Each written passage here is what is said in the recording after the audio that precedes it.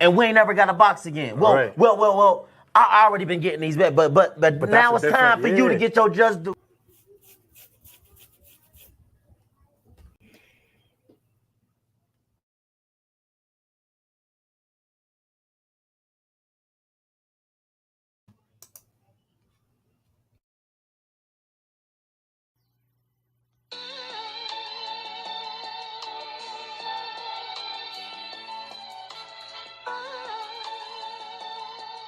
Yeah, you know the deal.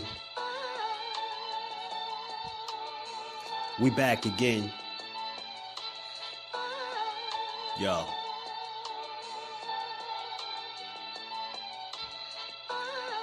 A round of applause for Jersey's finest. A lot of content creators not worthy, but they minus. They get offended and start singing like the whiners. Talking like they tough, but it's only screaming and whining. My homie JusDueBoxing is the cat you don't come to. Your squad get run through. By the time you come to, you duck food. You suckers talk tough on the internet, revealing all your threats. Now we got you trapped in the net. JusDueBoxing be on this grind, y'all better hustle up. You deadlifted 90 pounds, we doing muscle ups. There's really no comparison. His voice sound like a derringer. Throwing a towel is just embarrassing.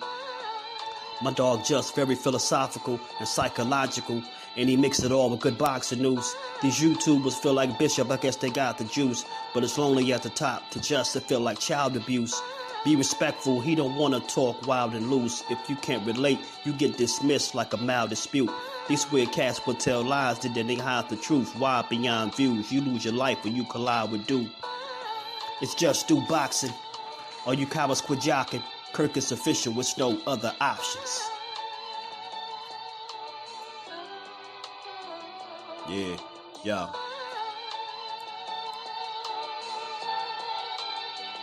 You know the deal. Judah Ben, we in the spot.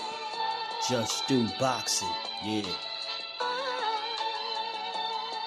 And of course, shout out to Mrs. Do, holding the whole family down. Word 'em up, word 'em up.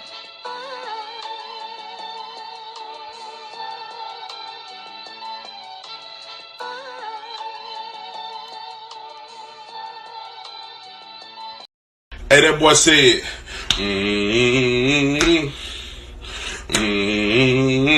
church of chicken,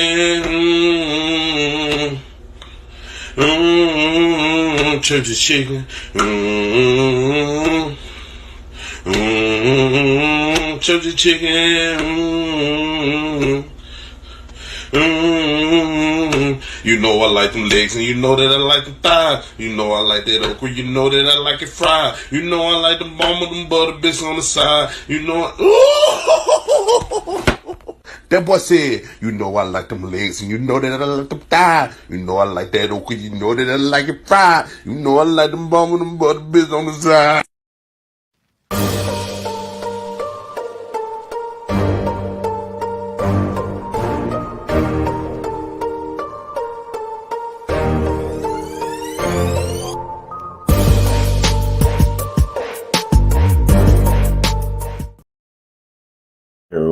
What's good with the family on this Tuesday? Good Tuesday to the fan. We back to get boxing. It's JusDueBoxing.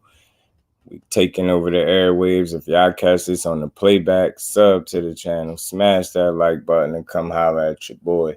We on the road to 10K, and we gonna get there. What's good with y'all, man, on this good Tuesday? Let me say what's up to the fan. My bro Zoom, what's good with it? Peace and blessings to you, Brody. Thrill Hill, what's good with it, fam? I wish you was offering him up if you didn't think the guy's ready to go.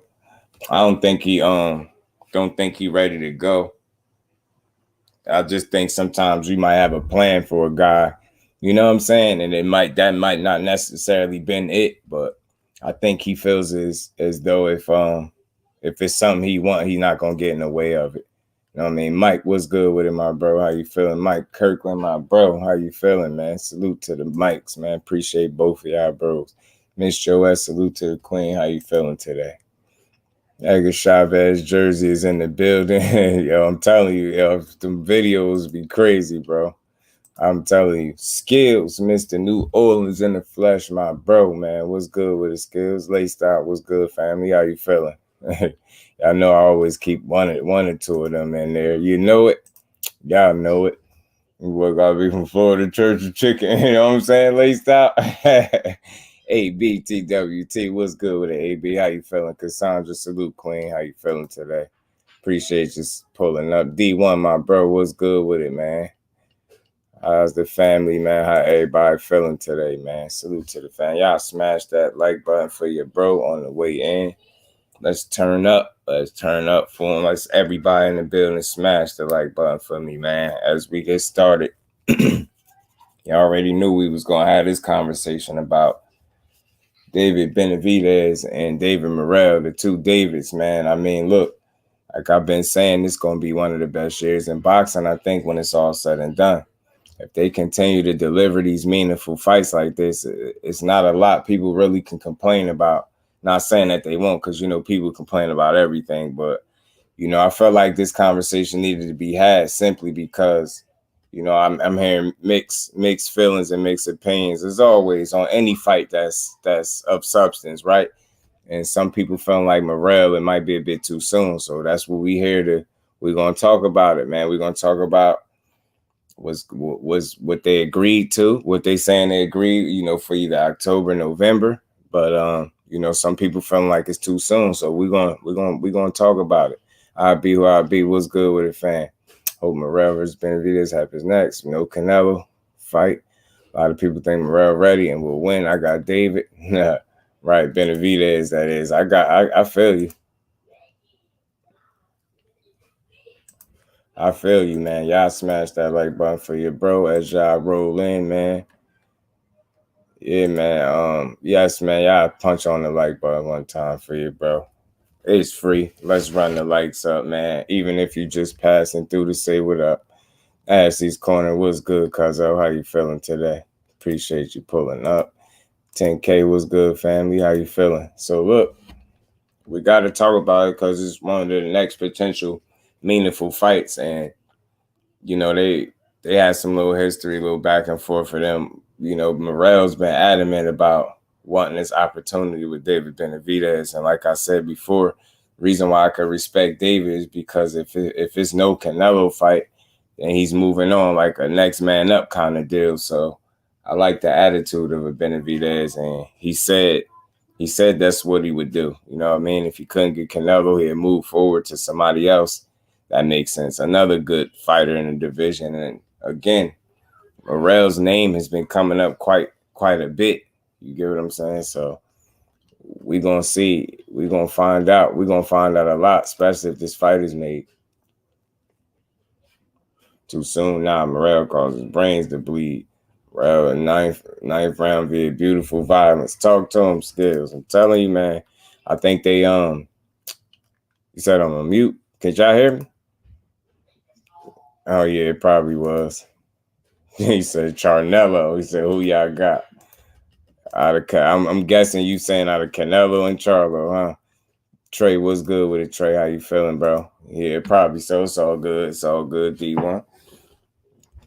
But right, I'm with my bro Skills. Again, I think a lot of people look at the number of fights and it's easy to kind of thrill here. What's good with the family? It's kind of easy to look at and say, you know, Benavidez, right? So anybody that's going with rolling with Benavidez for obvious reasons, like I'm not one to tell you wrong for that. You get what I'm saying? I'm not going to tell you crazy for picking Benavidez, a guy that's got what, you know, it's more than twice as many fights as David-Morrell. But I've said this before, and I'm gonna say it again. I think when it comes to Morrell, people got to go a bit deeper than surface level. Surface level meaning don't just look at the number of fights that he had, right? Look at the fighters on the resume and go back to the beginning because it don't take long to run through his resume, right? I mean, he's been getting tested early in his career, and I think they had him on what you would consider somewhat of a fast track, right? And I think the fact that he's even a credible opponent for Morrell, for Benavidez at this point. I think it speaks volumes about the talent and the skill set that is David Morrell. I don't think they're getting this one wrong in terms of giving him the opportunity. I don't think the opportunity will be too much for him, right? You know, whether he win, lose, or draw. Like, I just think some people are made for it, right? And he could just be one of them people. You get what I'm saying? Fact, skills is not the numbers, it's the skill sets. With David Morrell, it's quality over quantity, right? You're not going to see a ton of numbers, obviously, because he's still early in his career. But you can see some quality within that resume already early. And like I said before, if you just look at the guys, you could say the last 3 to 5 opponents of a David Benavidez, you're not really going to pick those guys to beat a David Morrell right now, right? So when you look at it from that standpoint, it's a better fight, I think, than what people realize. You get what I'm saying? Roger, what's good with it, bro? Yeah, Roger, these dudes both gonna come to hurt each other. 817, what's good with it, family? How you feeling? No, Canelo getting knocked out by that boy. He got a granite chin. Canelo do got a granite chin, though. He do, and Spence is the truth, just like his name suggests. Morrell and Arthur B. Power is different.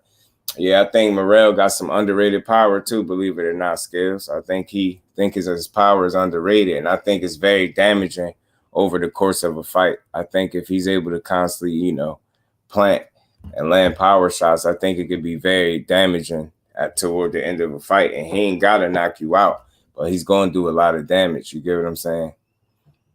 You say you think Morrell don't have a gas tank? I remember the Ados fight. I think he did well. I think that's one of his best fights, one of his best wins. It was a dominant win, bro. It's a dominant win. I wouldn't say he don't got a gas tank. And, you know, maybe David Benavidez could push the pace and force him to deplete his gas tank a bit faster. But I don't think right now, what we seen, you could say he don't have a gas tank. You get what I'm saying? He did pretty damn good in that fight. Seeing one's Munguia, yeah, we're going to talk about that. Hey, we're going to talk about that for real. Bivol was just a flashy filler. Johnny Q, my bro, what's good with it? Ricky Williams, always with the great cooks, man. Salute to my bro, man. Ricky Williams, TWT, my brother is in the building. How you feeling, Rick? Don't care, gas tanks can be fixed. But I hear you. Yeah, I don't think his gas tank is an issue right now. I don't think you can say that. You get what I'm saying? I think he really put hands on people, fisticuffs, you know what I'm saying? Right. Because he dominated that guy, man. That dude had twice as many fights as he had. And Morrell made not short work. I mean, he beat him up over a period of time, over a 12-round period, and got him out in the last round. And one could argue that he would never be the same again. You get what I'm saying? I think they could have been stopped that fight. You get what I'm saying? And that's just a testament to how dangerous Morrell is. Like, he got some power that it ain't just one punch knockout power, but it's very damaging over a duration of a fight. Like, that's not a guy you want drumming on you. You get what I'm saying? Round after round. And that's exactly what Ados got. And you see the end result. Salute to him, man. And I'm glad he recovered and everything, but he more than likely will never be the same fighter again. Right, Cassandra, I agree, man. And it's crazy. It's going to be a 50-50 type fight. Has to go to the body. Absolutely. I agree, Roger. Most definitely. Should have stopped the fight a couple rounds ago. Facts, Thrill Hill. They shouldn't have let that play out. It wasn't no tough man contest. He couldn't win. He wasn't going to win. You get what I'm saying? He doesn't have gas tank. It's questionable. Yeah, right. You can question it, but he was piecing him, man. Issues. If that's gassing out, I see why Benavidez want Munguia, right? And again, y'all smash that like button for your bro. We gonna cook on this, man. We gonna talk about it because I want to be clear. Jose Benavidez Sr. And we got to talk about that because I read where he's saying, you know, he's echoing those sentiments about it being too soon. He's saying, you know, David Morrell don't really have a fan base. They should build the fight up and things like that. And I can't give him that one, y'all. I can't give him that one. Why I can't? Because I can show you an interview or a small, not even an interview, a small clip where it was like 50-something weeks ago where he was calling out David Morrell. Jose Benavidez Sr. was. So If he was good enough for you to call out 50-something weeks ago, then he should be more than ready to fight you now. I don't understand what's the change of heart about now. I'm not gonna try to put that on you, but I just don't like the energy switch, because again, you were calling him out in that clip on IG, and I'll pull it up, but he's spoken in Spanish, but that's who he was calling out, David-Morrell. You get what I'm saying? So again, you called him out over 50-some odd weeks ago, and now you fast forward to today, and they talking about y'all agreed to October-November fight. I don't really want to hear that. It's too soon, and he need more fans and stuff like that. You get what I'm saying? I'm really not. I'm not rocking with that one. I feel Morrell make David look like a nobody. That's gonna be crazy, man. I'm telling you. Tony Weeks was the ref. Be happier than Canelo fans. I'm telling you, man. I'm telling you, Morrell's good. Andrew Gray, what's good with it, family? How you feeling, bro? They know Morrell's a real threat to take their little shine. I'm telling you, he is, man. Fight won't get any bigger. Cuban fighters don't have a real fan base. Fight has to happen now. I'm with that. Don't care. I'm with that. Let it happen now, bro. Let it happen now. Mr. Kyler, what's good, family? Pass is building up. So either get off the stool. Talk to him. It was just expecting Morrell to lose, or probably not be in a position to take the fight.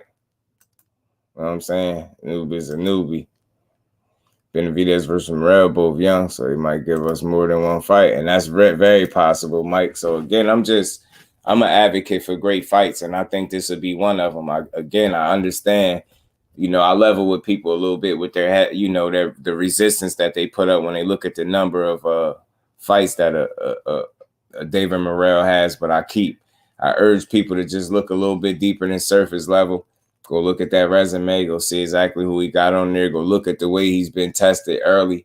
I think it's safe to say that he'll beat pretty much all those dudes on Benavidez' resume. You're not picking none of those guys that he's fought in recent memory to beat no David Morrell right now. So my thing is, I like the fact that they skipping all the BS instead of trying to line him up with a bunch of guys Benavidez beat already. They skipping all that, and they saying, hey, man, we pretty much know what he'll do with these run-of-the-mill guys, or these second, third tier guys. So we might as well go ahead and make this fight. And I'm for it. I'm all for it. I'm not finding or coming up with no reasons why they can't fight. Because we want this. This is a meaningful fight. It'll be a good one. You get what I'm saying? Power is reflected by one's reaction to it. Bug got that immediate response, flash, knockdown, or KO. EJ is crippling. It starts to deteriorate you. Facts. One finish for the night, the other your career. Yeah, one you finish for the night, the other one you might be done. Your career, it won't be the same. You know what I'm saying? I got Benavidez, maybe stoppers in the 10th or 11th. I ain't mad at that. Don't care. It's possible, bro. It's possible for him to be able to push the pace and get a stoppage late. You know what I'm saying? It's definitely possible. It's not out the realm of possibility. See, with me, I ain't gonna tell you wrong when you say something that's logical to me, and that's very possible because of his ability to push the pace, especially late. And, he has a tendency to do better in the second half of fights than the first half, especially if he got a guy in there that's going to get slowed down. You get what I'm saying? He's putting him in there, so that's saying a lot. Facts, Kurt, man. Facts. Salute to my bro, Kurt. How you feeling, man? Appreciate you pulling up. Fight schedule happening now. This is possibly the best year in boxing. Andrew, man, I'm with you. And Still TV, what's good, family? I'm telling you, one of the best years in boxing is this year. Manny Morrell gets my full support, right? I love the Warriors mentality. He has boxing needs more of it. All facts, cuzzo. He need more of it. Man, he is such easy work. Damn, how many fights they got? Fight him, put Munguia in your mouth with him begging to fight tells me. So it tells me they ducking the fade. Yeah, man, don't start talking about Munguia now. We just being real. We got to talk about this. So this the other side of it. Jose Benavidez Sr. saying he prefers either Jaime Munguia for David Benavidez or going up to 75 and fighting DMITRY Bivol. Now, I can't really level with that as much as I could. Just go ahead and fight Morrell because you were on record, months ago calling this dude out. So again, you called him out already. So now that it's here, I don't feel like it should be nobody else in between because you already made reference and made it your business to call him out in a small clip. So you said enough of the talk and it's time to fight. And here we are. You know what I mean? You know what I'm saying? And we're not promised tomorrow, so we spend that bread, especially after COVID. You get what I'm saying? Facts, Mr. Kyler. We with this. We want to see all these fights. If they can happen now, let's get it. Jose Diaz, what's good with it, family? You already know it. The ring don't lie.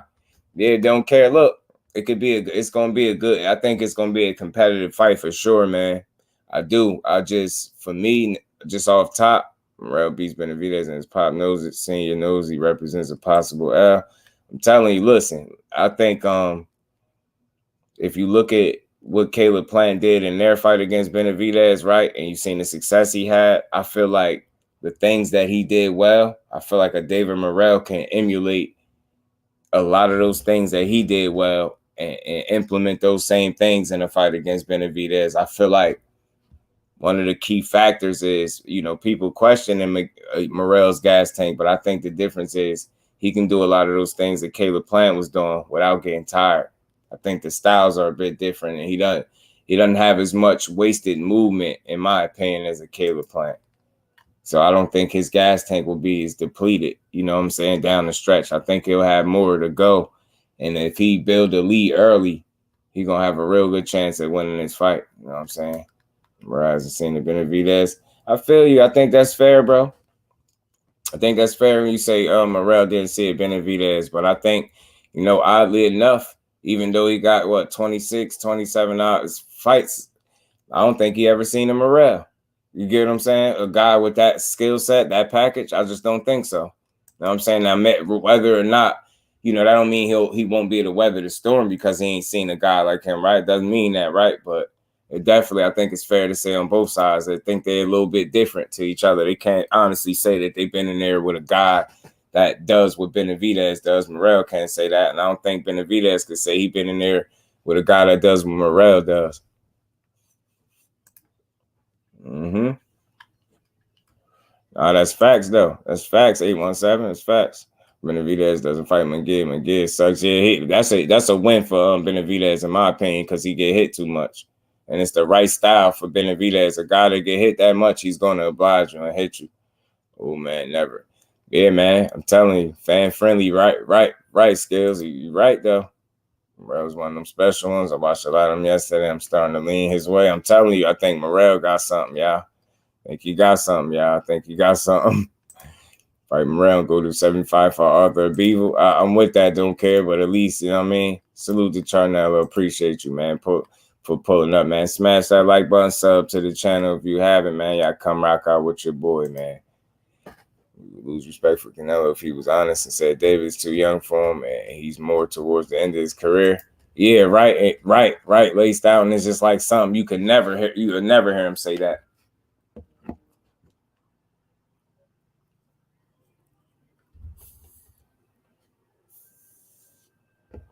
It's like he'd rather just use his fans to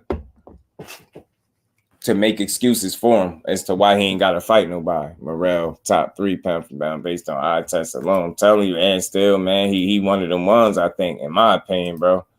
Morrell Jr., in my opinion. I'm telling you, Ash Cuzzo, man, I think he's special talent. I do. I really do. If I'm wrong, y'all know I'll be right here on the channel to say I'm wrong.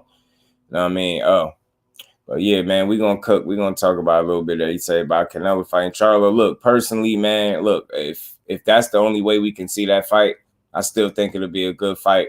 Being real, just knowing this is a sport that it's best that you stay active. This is a young man's game. This is a young man's sport, should I say. Boxing is, and, not saying that Charlo is old, but coming off 2 years or over 2 years off a layoff fighting Canelo, even though Canelo looked like he's slowing down and on the decline, it still be a risky, very dangerous fight for Charlo. But I don't think he'll just get completely outclassed or nothing like people think. I think it's a chance we could really see some ring rust and things like that in there. But I just don't think he'll be outgunned in the way people think he will. But it'll be hard to lean toward him fully with just knowing that he's coming off that type of a layoff. It'll be a tough fight to win. It'll be an uphill battle. Not saying he can't win it, but it'll be very tough, man. Just being real, it'll be a tough fight. It ain't stupid. Morrell will be the son, right? And I think that's, they on that now. Schizo Paul, salute, family. How you feeling? Grease with fire. What's good with it? I got Benavidez. That's what I like to hear, man. Y'all let me know who y'all got. It's all good over here. It's all good. Anybody saying Benavidez, to me, I think I understand the, you know, what you basing it off. Just a guy that's more proven. You've seen him do it more times, more fights, more experience. You know, the skill set, you know what I mean? The things that he do well in the area, I think it could be problems for Morrell. I get y'all. I get it. Tune up, he has a lot going on in life. Yeah, right. Me either, laced out. Me either. The glass half full, not empty. I'm going to give him the benefit of the doubt and say he can do the things I haven't seen him do yet. I'm with that, Ash. I'm with that because he's so young with so much upside, man. And you seen a lot. You would be lying if we say Charlo would be Canelo. I want Charlo to stop him. Talk to him, Mike. You still got faith in Charlo. Yeah. That's what I'm saying. It'd be crazy. It's very risky, bro. It's very, very risky. I get you, Greeks. He's slowing down for sure. Lose, he can still be a great fighter. Yeah. Even if he do lose, you get what I'm saying? Don't care. That's what I'm saying. Even if he did lose, bro, he still would be all right. Say, haven't agreed to anything. Yeah. I see it, Schizo Paul. Appreciate you too, bro. Johnny Bag and Diamond should move up to 68. Be stacked. Yeah, 68 to be stacked with them. You got 100 on Vila. Charlo smoke Canelo, but do it right. Facts. 817. Don't. You ain't get this far being stupid. You get what I'm saying? Ron, salute, fan. Appreciate you pulling up. Benavidez really want to get Canelo's attention. He needs to go up and beat Bivol. The thing with me, Lons, I think is no way to really get Canelo's attention other than him wanting to say yes. You get what I'm saying? I just truly don't think it's nobody that a person could beat that's going to make him be like, all right, you know what? You earned the right. In a weird way, I think if he was to do that, that might even lessen the chances of him getting the fight. Damn, went up there and beat Bivol, a guy I couldn't beat. You'll definitely get his attention, but I don't think it will get him to fight, if you get what I'm saying. Morrell will park that boy. Telling Morrell, I think, is a special talent. I'm going to keep saying that. No answer. Yeah, so they listen. That's what I'm saying. They saying agreed for October, November type deal. So we going to see if this materializes. But again, I wouldn't be surprised all the way if it didn't, because his father is already saying they prefer Munguia or Dimitri Bivol. All needs a tune up. That's all. Yeah, that's it. That's all. Right. I'm embarrassed for David to lose to someone that only had 9 fights. There's room for concern. I'm telling you, and I don't know if they want to take that risk. You get what I'm saying, Cuzzo? I don't know. You say I'm cool and fighting so coming out the layoff. I feel you, Cassandra. They're not beating no Boots. Nah, I don't think so either. I think Boots gonna kick his ass. He can only find trouble because of that layoff. Yeah, man. Santiago was good with it, fam. Saying Speedy. He is him, right? What's good with it, Santiago? We lost to 7-0. Leon Spinks. True indeed, he did. Don't got Canelo beating Charlo. He hasn't been good in a long time. His brother has passed him. Yeah, I got you. You got Canelo beating Charlo. I got you, man. Charlo still got time to prove himself, man. You just got to do it the right way and make it count. I still got faith in Charlo, man. I think he's still a quality fighter. I get the reservations people have with him because you haven't seen him in 2 years, right? I get that completely, but I'll just look at it like this, man. What has he proven through the duration of his career to be a damn quality fighter, a top fighter? And that's what I'm going to look at him as until he shows me otherwise, right? So that's where I'm going with it. Some people going with like, what have you shown me lately? Your last fight was rough for you and so on and so forth. For me, more times than not, he's gotten there and dominated the competition. So I think Charlo will be just fine, man. He just got to get back in there and do it the right way. Facts to Santiago, man. I'm telling you, now he act like he want to fight. You get what I'm saying? The average someone, what's good with it? Dante Hall, Boxing Talk, what's good, my bro? Benavidez injured, a little different now. What's going on, right? And again, it's going to be his father. I want to be clear. That's why I put Jose Benavidez Sr. Like, that's how you get these conflicting reports, because there's no way you can call this guy out. And not only have you called him out, you've mentioned his name on a number of different occasions, mentioning him as a quality fighter and a potential fight for your son. You wasn't saying let it marinate and he don't got enough fans and things like that. You wasn't saying none of that. Now that it's here, fast forward to today, and the opportunity is really there and available.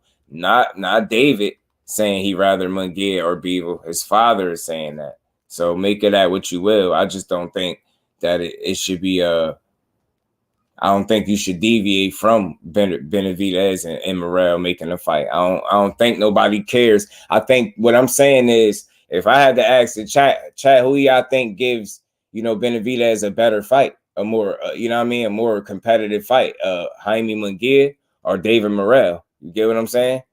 Jaime Munguia or David Morrell. So you get what I'm saying? That's how I look at that. I just can never keep getting away with this BS.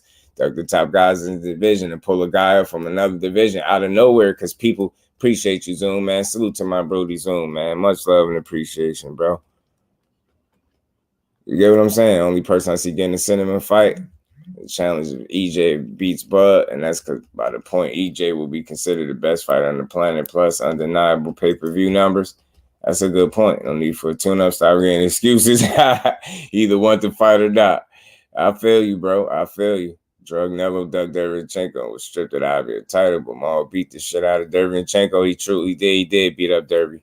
Did beat him up. Not like Bivol running around with a lot of fans. Nope.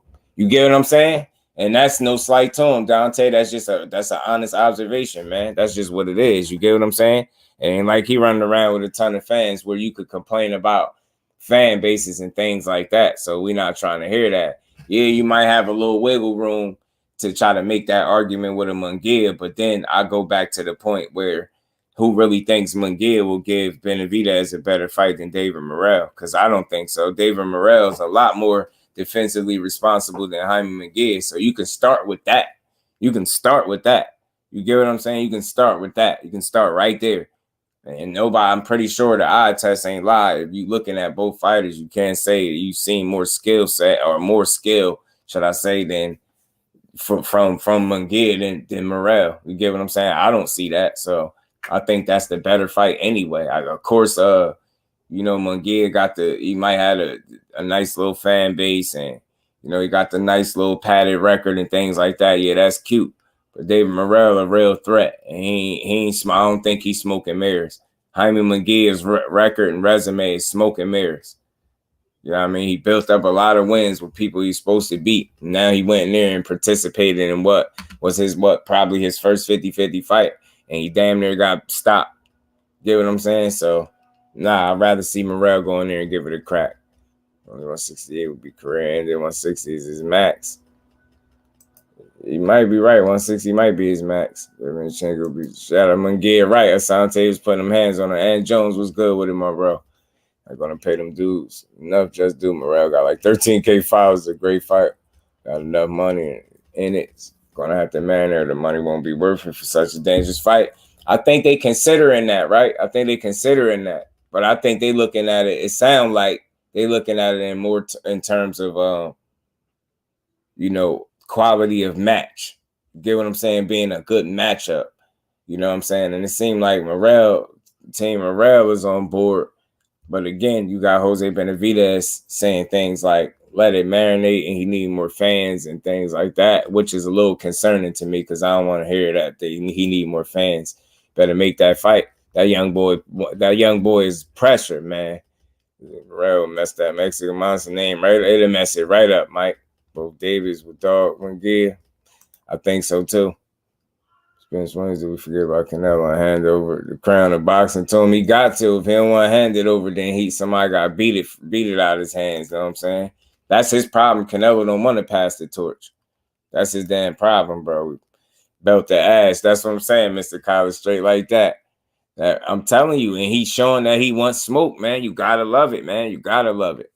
Gotta love it, man. McGee should just come out and say he won't ever step up.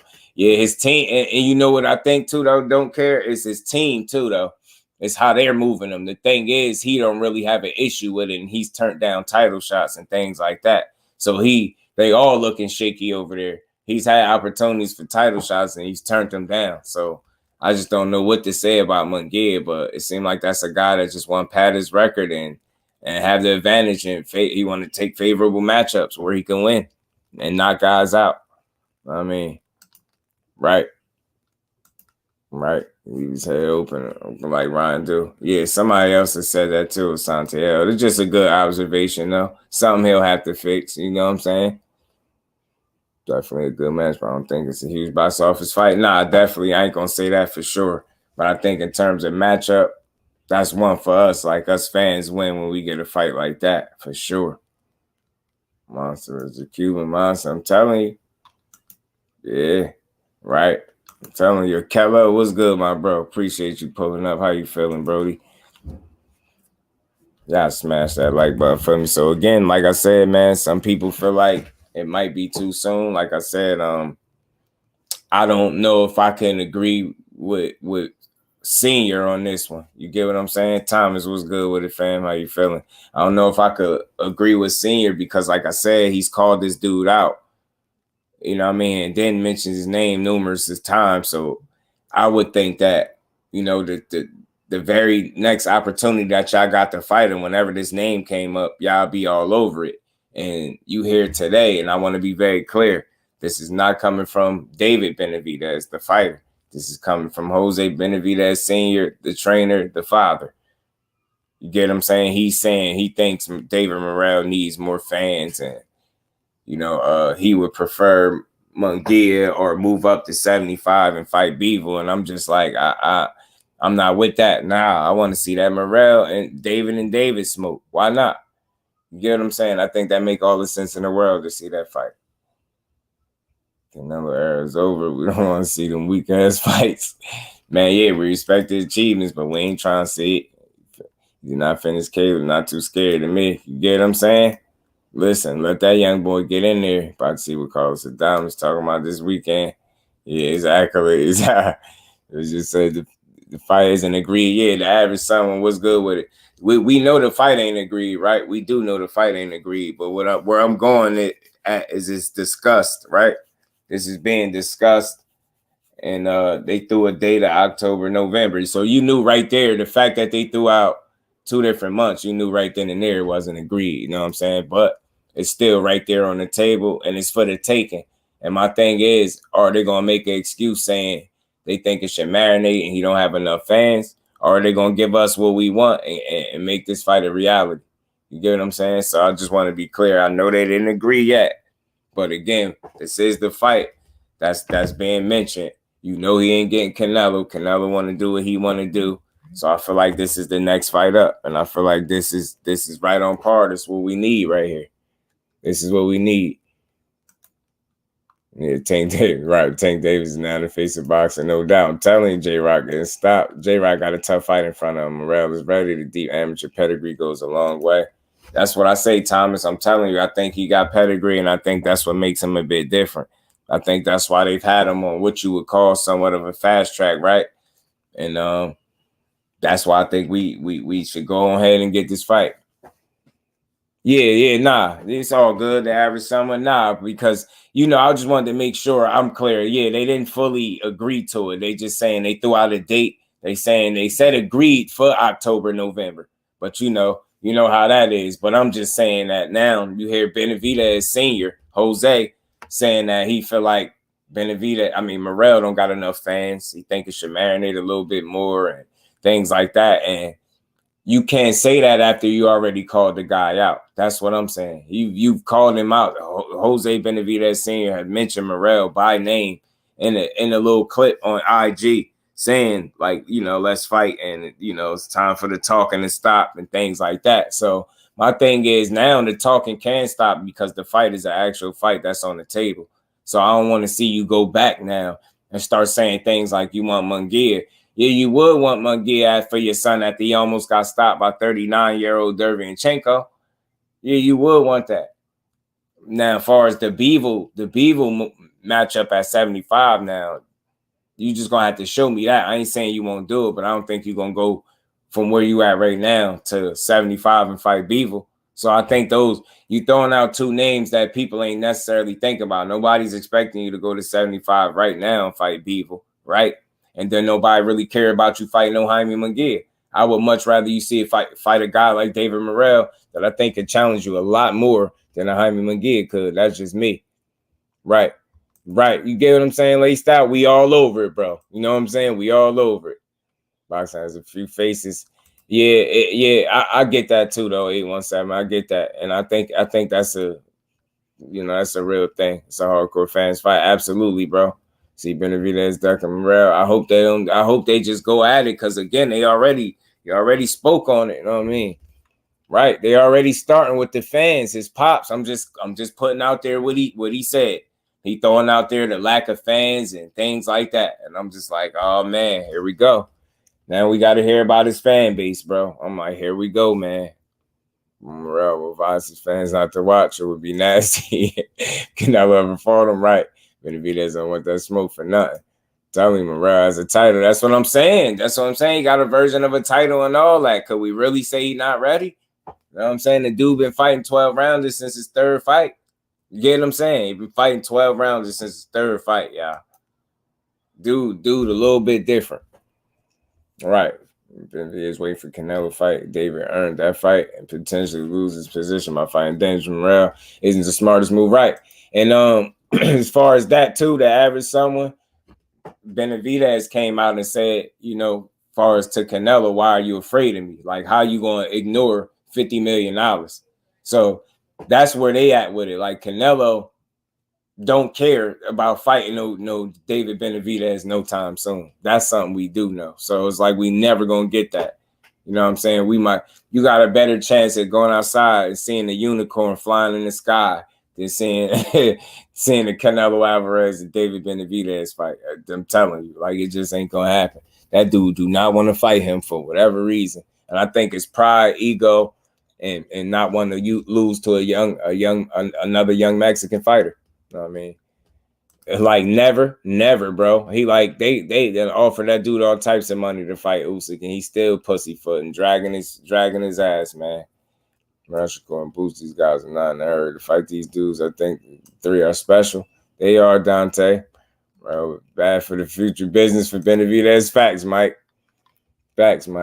Victory laps on special, trying to push it to the limit and fight the guys we want to see, like Deontay, Errol, Scooter. Talk to him, bro. Scooter out here manifesting big fights too, bro. Right, both Benavidez and Morrell secondary titles. They'll be the undisputed regular champ. Yeah, unified interim titles. Yeah, I like Keyshawn Charlo. I rock with Keyshawn Davis. Andy Cruz debuted July 15th. Right, 10 rounds. Here he comes, Keyshawn. Here he come. What he do? He been a man like 3 times. Yeah, facts. He gotta give him a shot at some point, bro. Gotta give him a shot at some point. And especially just this early. Yeah, facts, Dante. Just early. JusDueBoxing. What's good, family? How you feeling, bro? Fury definitely back on court. Yeah, he on something because he on BS for sure because he ain't trying to make no meaningful fights. Being petty, think about the trash. As they talk, I don't think Canelo's gonna give him the satisfaction. He not, bro. The average summer, he not, bro. Andy Cruz say he ain't so special. Yeah, Andy Cruz on him. Andy Cruz is on him, man. But I can't wait to see Andy Cruz fight, man. I want to see how he transitioned from an amateur to a pro. I think he'll be all right. You get what I'm saying? I think he'll be just fine. I think he'd be just fine. The amateurs and the pros, 2 different things. Absolutely, bro. Absolutely. Like his transition is a real thing. Seeing him transition from amateur to pro is a real thing. You know what I mean? It's not a given because you see plenty of guys be great amateurs and then they get into the pros and it's something different. So I'm not saying that's going to be the case for him because I think him coming right over here to the States and getting some work with Boots and Bozy Ennis, I think shows the intent. And at the very least, you could say that Andy Cruz coming over here to get that smoke and to be a good fighter. And I think, him going over there with a guy like a Boots Ennis and being able to work with him and his father is going to pay dividends in his career. I think he's going to be in a real good position to be successful. Andy Cruz. And I know he got the work ethic, you know what I'm saying? And he went through hell to get over here. So I know every fight he trying to make a statement with every fight. You know what I'm saying? Trying to read some pros. Nah, I feel you, man. I tell you what, I think it'll be a lot different than them amateur fights for sure. Acting out a real rapper, you stupid, bro. Cruz are older than Tank David. Ramirez beat Shakur. He can beat him now. Right. Definitely, yeah, he is scrape him right now. And he with Bozy. Yeah, he with Bozy, man. So he getting that work in. 817 Fish Grease. What's good with it, family? Saying nobody can look this good for 4 rounds. Yeah, anybody can look good. That is true though. Front runners, bro. Some people are front runners and they can look good for a couple rounds, but then what you gonna do after that? What you gonna do when that gas start running out? You get what I'm saying? Floyd was good for pointing that out. If somebody was a front runner, or if he knew they was gonna get tired quick, he was on top of it. Okay, Diddy, bad boy. Y'all smash the like button for you, bro, man. One time for me, if y'all haven't already, punch that like button out. He trained the real one. He learns to turn shots over. That's what I'm saying. Like that's gonna make him so much more dangerous. D1 turning them shots over, that pro style. I mean, Sean, my bro, what's good with it? Sean, how you feeling, Brody? Undercard boxing, what's good with it, family? Man, yeah, I just don't like the energy switching up Jose Sr. I ain't gonna lie. And I'm telling y'all now, I ain't put no jacket on him or none of that or anything about Joshua Franco and the Japanese fighter. Yeah, I think they doing a rematch the average summer. I think they fought already, right? You talking about the one he fought already? I think they bumping heads again, man. I think they're gonna rematch. I think I read that today. They're gonna rematch Joshua Franco and that guy. But yeah, the energy of his pops is switching up a little bit, y'all. And I'm not gonna put that on. I'm not gonna say they scared. I'm just gonna put the energy out there and let people, or I'm gonna put the information out there and let people make of it what they will. I've heard him calling them out. Like I said, that clip that he called them out in was like from 50-something weeks ago, y'all. 50-something weeks ago. So we talking about, you fast forward from all the way, he was calling them out way back then. That was him calling Morrell out, not the other way around. Now you fast forward all the way up to today. And he's saying he think it's too soon and he prefer Munguia or moving up to 175 and fighting Bivol for David Benavidez. But I'm like, where does energy at for Morrell? Because you said before it's time for the talking to stop and y'all want to fight him. So I don't really want to hear that you want to fight Munguia, a guy that we just seen get touched up crazy in his last fight by a guy that's 39 years old, and Derevyanchenko, that's not a known puncher, that almost stopped this kid. So nah, man, no, I don't want to see Benavidez fight Jaime Munguia because I think he'll get stopped. That's what I think. Think he'll get stopped if not outright beat up. So the energy is just switching just a bit. The tone is switching. And I want to be clear. I'm not putting it on David Benavidez because I'm pretty sure he'll fight anybody, right? But I'm just saying the father's energy is switching up by what I read today.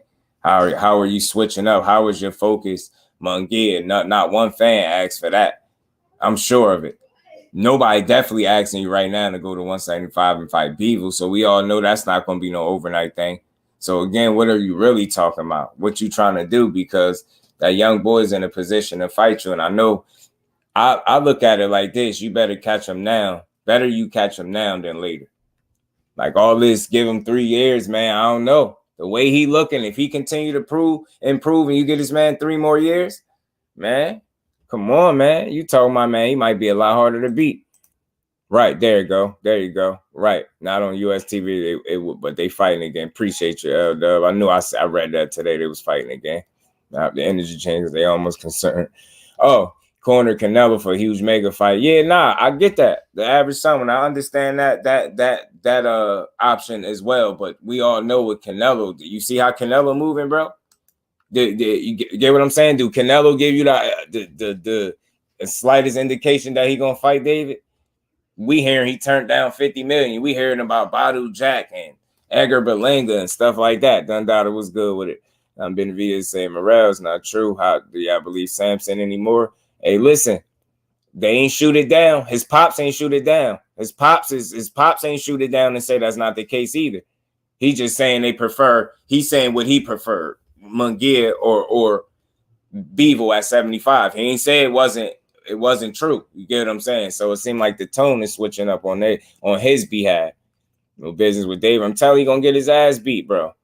He's gonna get his ass beat. He's not gonna beat him. You willing to put Munguia name anything you're not serious about? I'm telling you, like that's a joke. Like that's a joke fight because we know what's gonna happen. Let's be real, man. We seen the way he just got touched up. What David gonna do to him? David gonna lay hands on that dude. He's there to be hit, and David don't stop punching. Man, I see him breaking Munguia down and stopping him. I really do. I see him stopping Munguia because on the count of him getting hit too much. He get hit way too much for me. Max and Canelo versus GGG4. Make the fan happy. You gonna make somebody stressed out, bro. You want to put some old man nose. Yeah, you get what I'm saying? No. You want some 2 old men? Nope. Let's do it. Andy starting off fighting 10 rounds. And you get what I'm saying, Kurt? He's somewhat on the fast track. Those guys that they usually do that with, they be a little different, Kurt. If they pan out, like if he pan out, we gonna see why they was putting him in 10 rounds this early. I'm telling you. You know, leave me alone before I smoke. Right. Send it how many times to fight Benavidez, man. It's just like he just don't want to give it. He just don't want to give us that fight. So I get that, you know, Benavidez will be holding out in hopes of getting that Canelo fight, but I just don't think it's coming to him. You get me? I just don't think it's coming to him. I don't think he want to give him the opportunity. I don't see Canelo. I don't see him having a change of heart or none of that. Boo Plant, Benavidez-Morrell need to mix it up. They do. They do. They have to. Boo versus Charlo. I wish they'd make that a reality too, man. Morrell versus Plant. But you know what? I'll take undercard. Morrell, Benavidez versus Morrell. Why? Because they already been talking about it, man. That my mind right there. Now I can't unthink the fight now. Now y'all let me know that it's really a possibility that y'all can give us this fight this year. I'm like, man, nah, give us that. Let us get that thing then. Let us get it, bro. Let us get it, bro. Let us get that.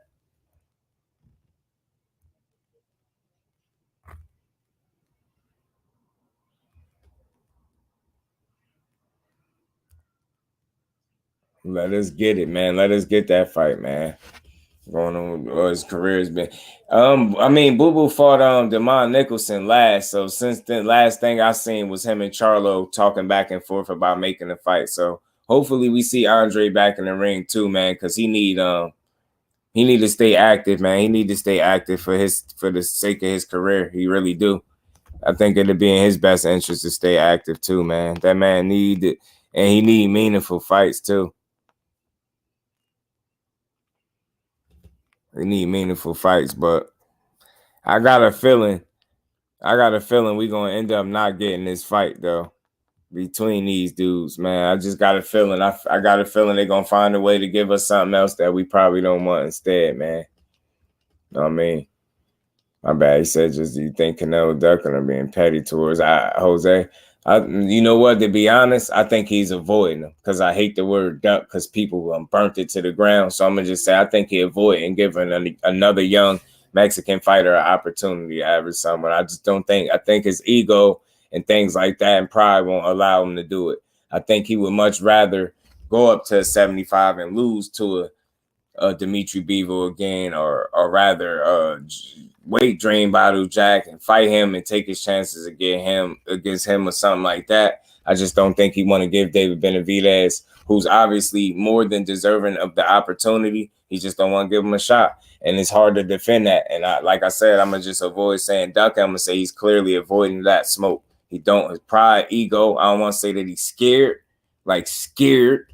I want to say he just his pride. He ain't willing to lose to that man. He ain't. He don't want to try it. He don't even want to try it. You get what I'm saying? Troy was good with it. Fastest way to duck now was fight. Mention you're going to fight this boogeyman named Andre Saunders did. Now Charlo. Yeah, man. This dude, man, I don't know, man. I don't know, Troy, man. We going to see, though. Demond, yeah, they think Demond versus Christian and Billy, and I could wait for that. I actually don't want to see it because it's 100%. That's 100%. Damn, man, that's a tough fight, man. That's a tough-ass fight. I like Morrell, but in this fight, it's a toss-up to me. I don't want to lean towards the veteran. But Morrell popping off the screen. Nah, I'm telling you, man, Sean, I feel you, bro. He said he get his mandatory 46 times. At 50, maybe he'll get a shot. You get what I'm saying? He just don't want to get a man a shot. He just don't. I mean, look, he fought how many title eliminators did David Benavidez fight? With the opportunity or with the hopes of getting a shot at Canelo. He just not getting it, bro. Who said he can go as far as 68? I can see that with his frame and size. I can see that possibly.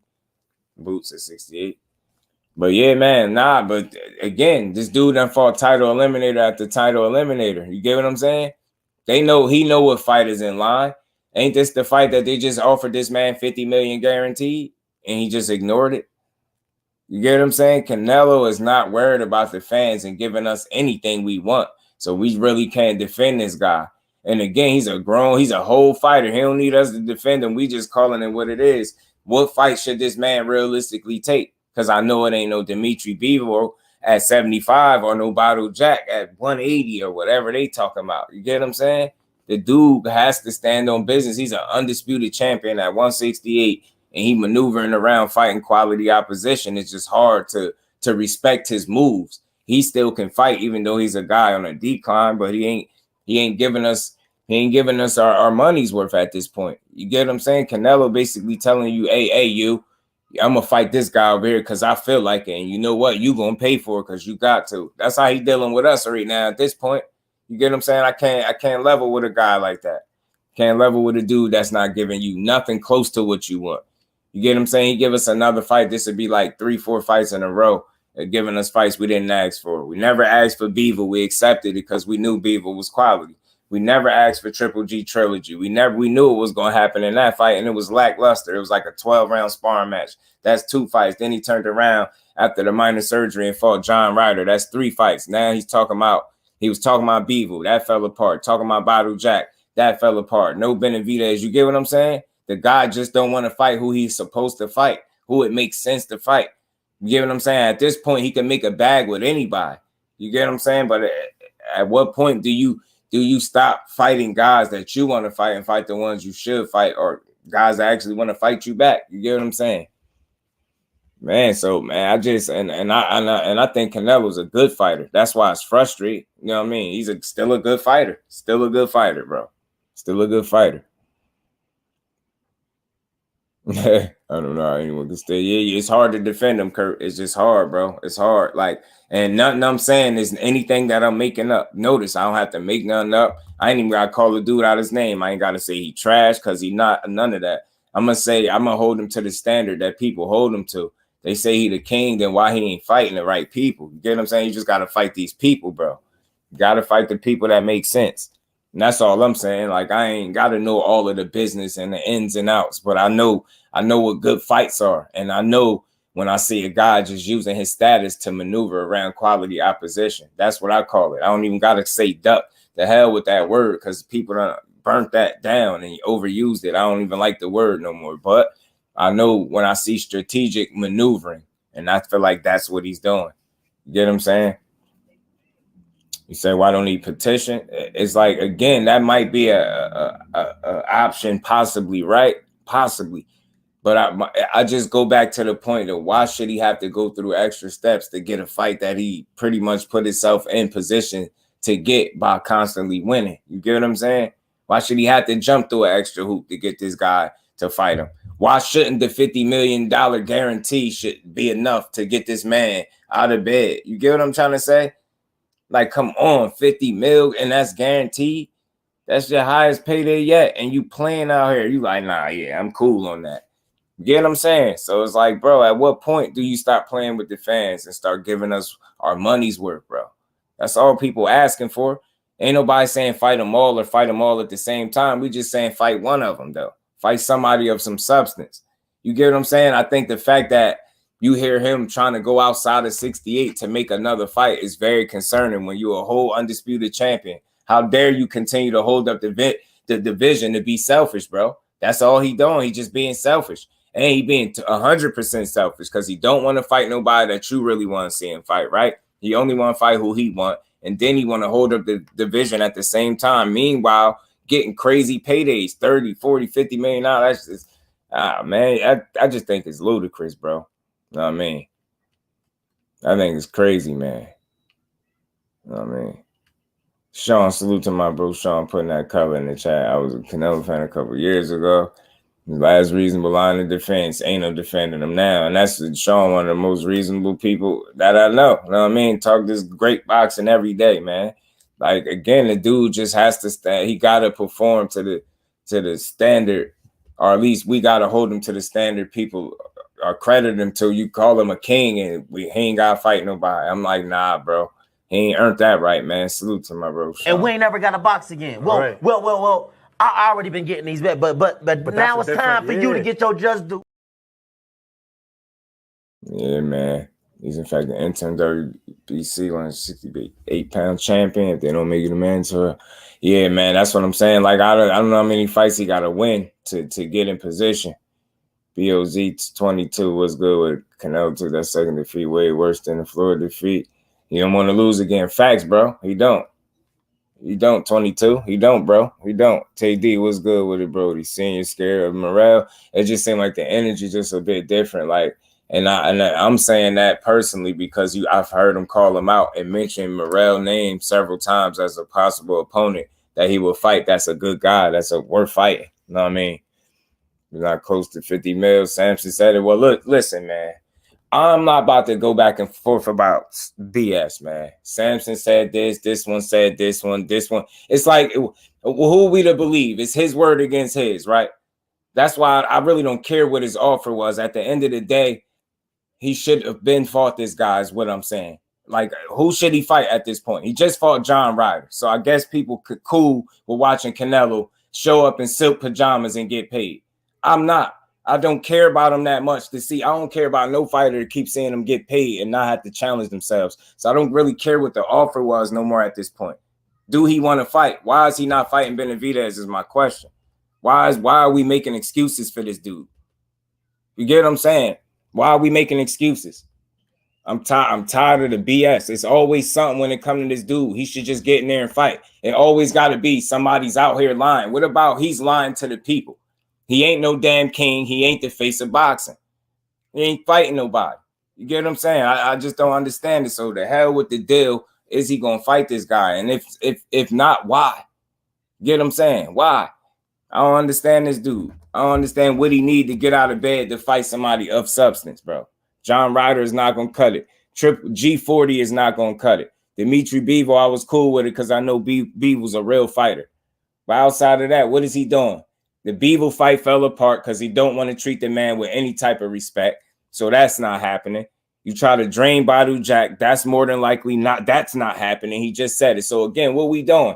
This dude was really in negotiations trying to get a guy to drain down 20 pounds. This is wild. We can't defend that. That's garbage. Yeah, and still people still bring up Ryan Garcia and tank rehydration calls, but they won't say nothing to this dude, this goofy, that continues to make a mockery of the sport. Meanwhile, not fighting nobody. Ain't no defending that.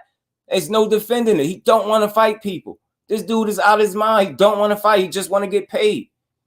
Talking about what Floyd Mayweather did that. Floyd ain't do that. Floyd ain't do that. Holding up whole divisions, constantly giving fights that don't nobody ask him for. Spoiled as hell.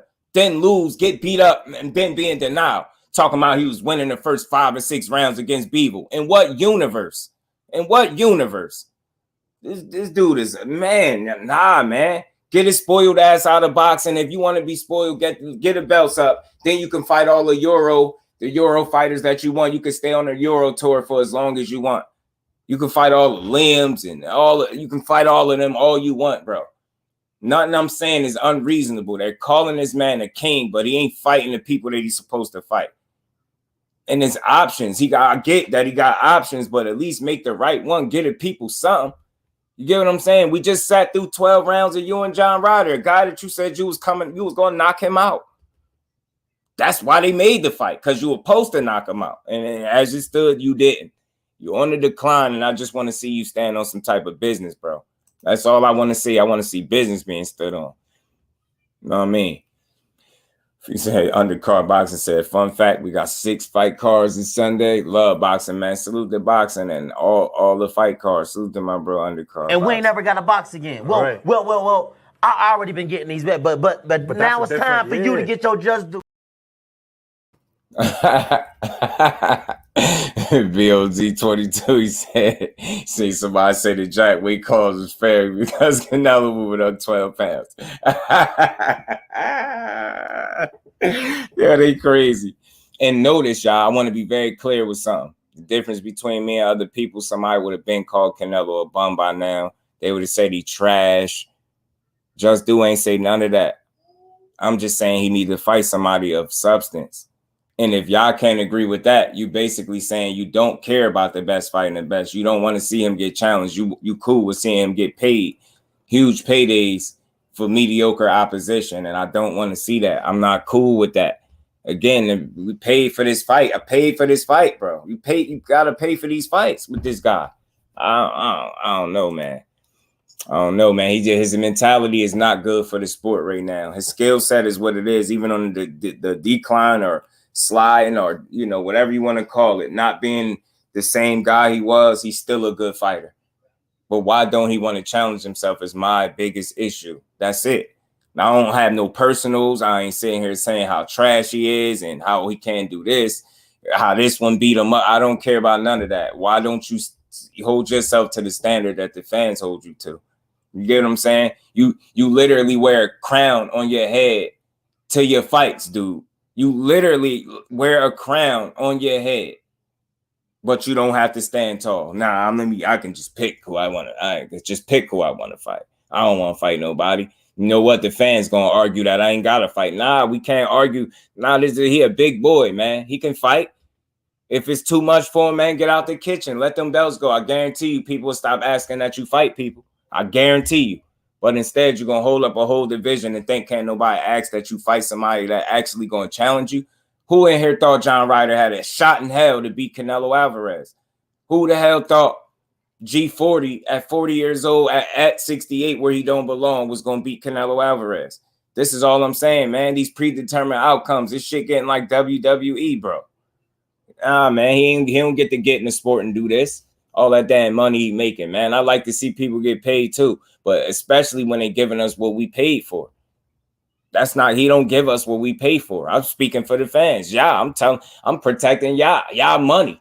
Y'all dollar. I'm trying to get to y'all to get the most out of your dollar. You know what I'm saying? Mike Kirkland, salute to my bro. All facts, just dude is out his mind. Out his mind if he think he could do us like this. And we ain't never got a box again. Well, right. well. I already been getting these bets, but now it's time for you to get your just do. Coward, man. Coward-Nello, man. Coward-Nello. That's how he moving, bro. Man, I'm telling you. Yeah, man, because if they don't get, and only reason I try to level with these people because I want them to understand the difference between like fair criticism and hate. I don't spew hatred because I rock with the sport, right? And it's never personal with me and these fighters. I'm passionate about it, but I don't hate Canelo. I just don't like how he moves. It's very obvious, and it's like a waste of people's time at this point. And it's privilege. You get what I'm saying? You just don't want to see that. You want to see the dude fight, and he actually can fight. So it's just like you a bully at this point.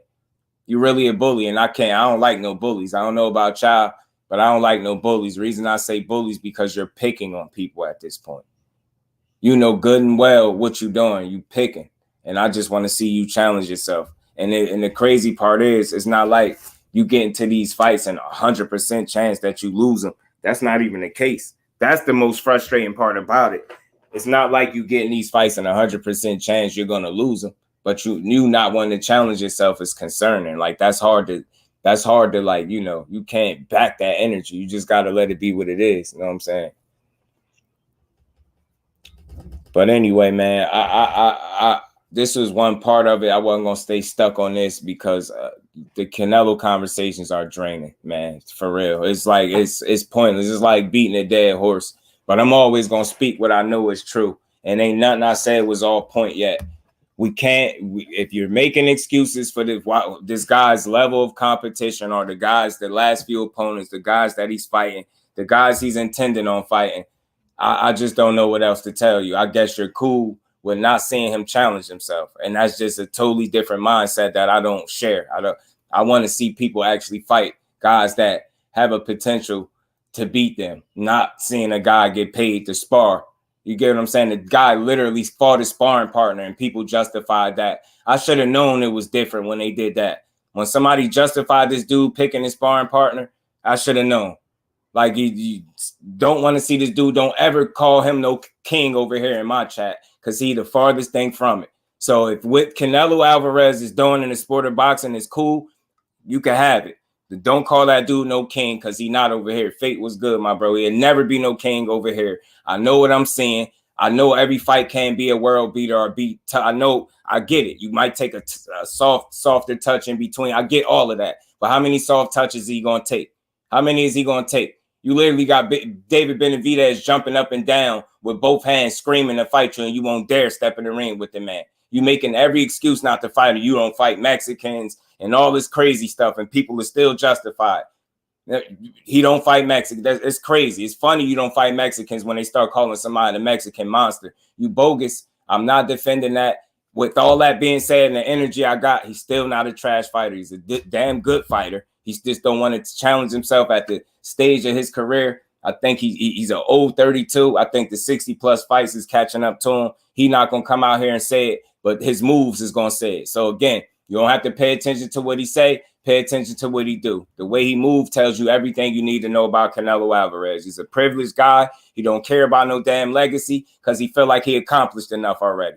This is why. And he's going to continue to move the way he want as long as people pay for his fights. So, again, you can pay for him to fight his sparring partners or his next-door neighbor all you want, but I'm not participating in no more 12-round sparring matches. I'm not doing it. Hey, he got me for the last time. You got me 2 times in a row. You got me with Triple G, and you got me with John Ryder, bro. That's 24 rounds of rubbish. At least if I'm going to watch you for 12 rounds, you're going to give me something that I actually looking forward to seeing. Actually getting there with a live body. Somebody that's actually trying to come take what you got. Not stand there and get their nose broke for 12 rounds like John Ryder did. I don't want to see that. I don't want to see that. It's not entertaining at all. Watching you and Triple G spar each other for 12 rounds in pay-per-view is not my idea of fun. That's not what boxing is. That's crazy, bro. Nobody in the world asked for that trilogy. Trilogies are supposed to be meaningful fights. He made a joke out of that.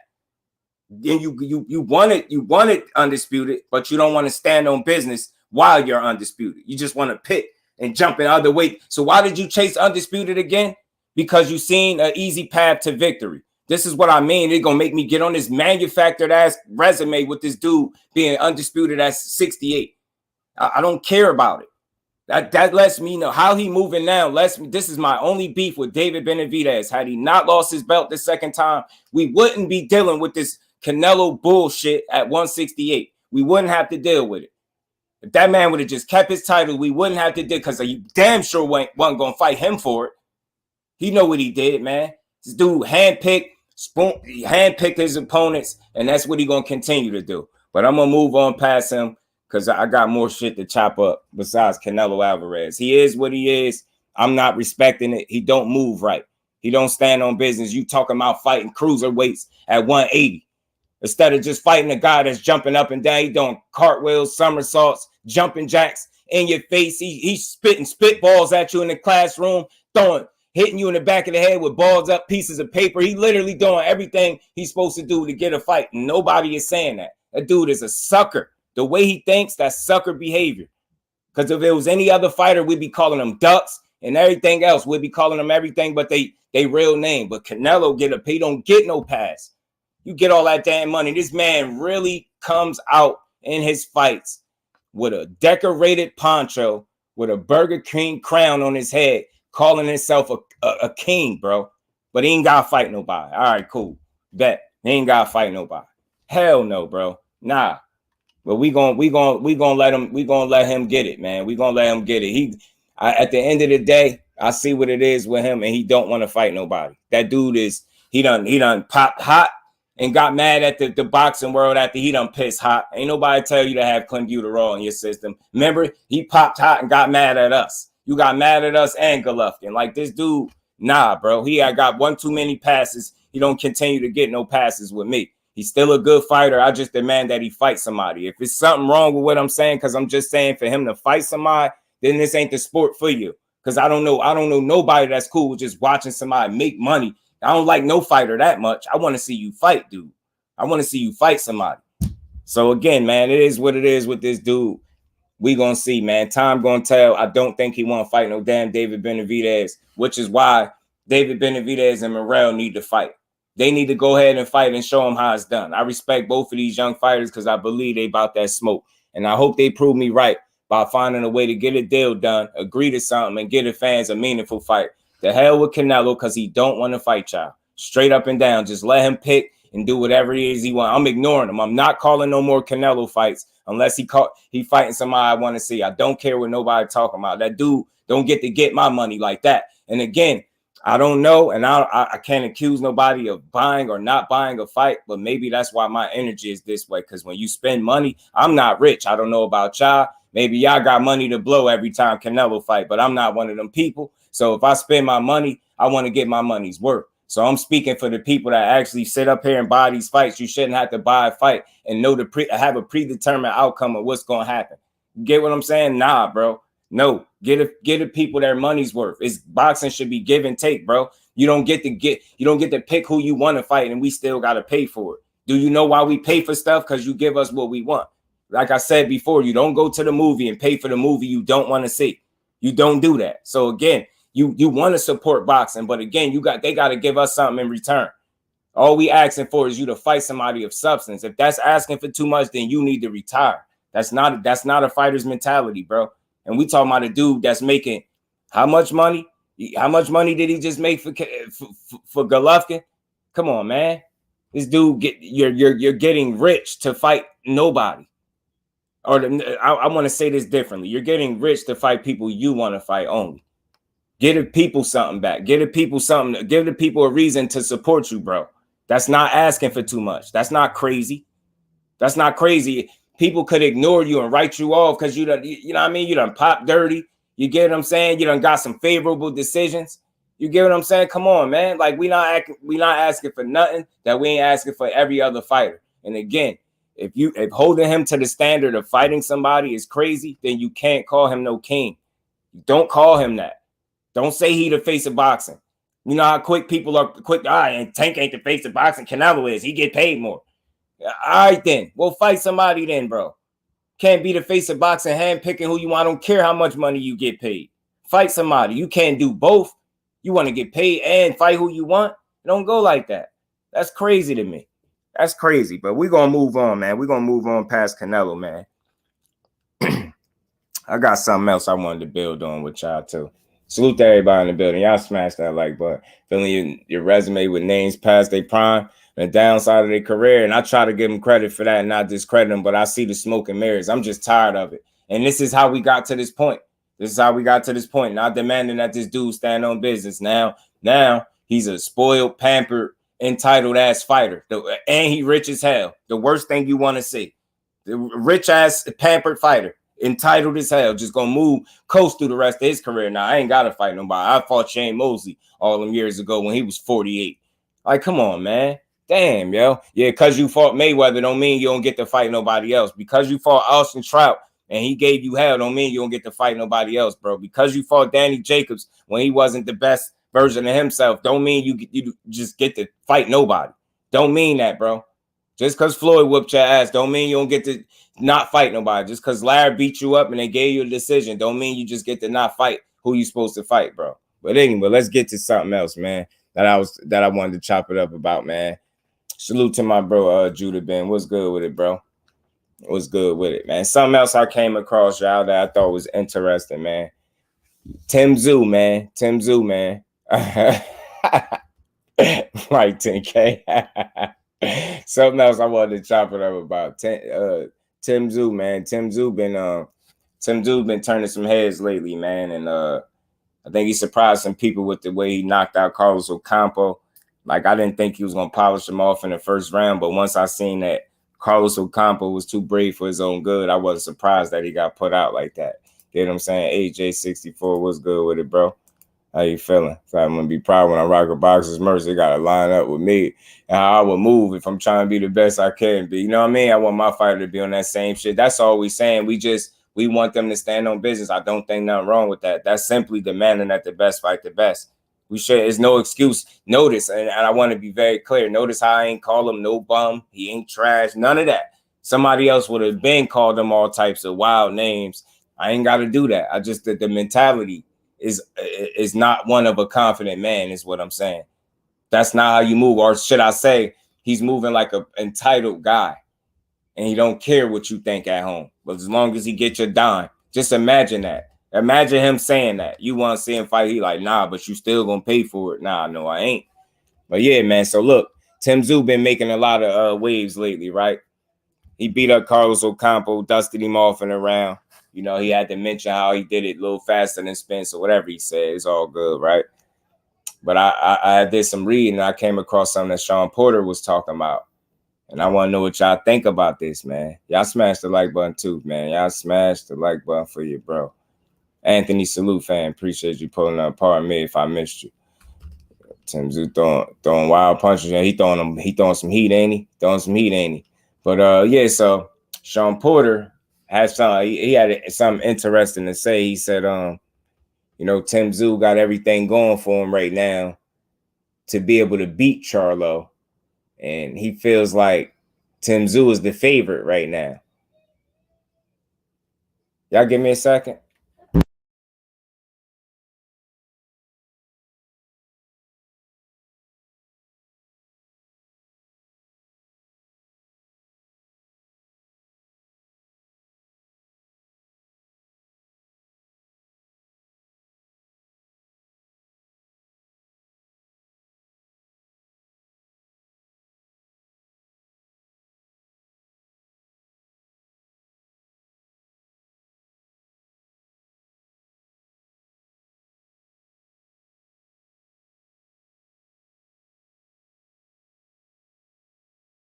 My bad, y'all. I'm back. Pardon me. Kids in there tripping. Salute to everybody in the building, man. Y'all smash the like button. So yeah, man, Shawn Porter feels like he got everything going for him to beat JERMELL Charlo and that he's the favorite. And I'm like, wow. I mean, that's high praise, man. And you know, I'm not here to question people's opinion because I got my own, right? But I just thought it made for a good conversation. I just, you know, I'm guessing maybe the couple wins that he's picked up, he's riding some momentum. Obviously, he's still undefeated. I guess he feel like with these couple of wins that he got, that he you know, it makes him the favorite.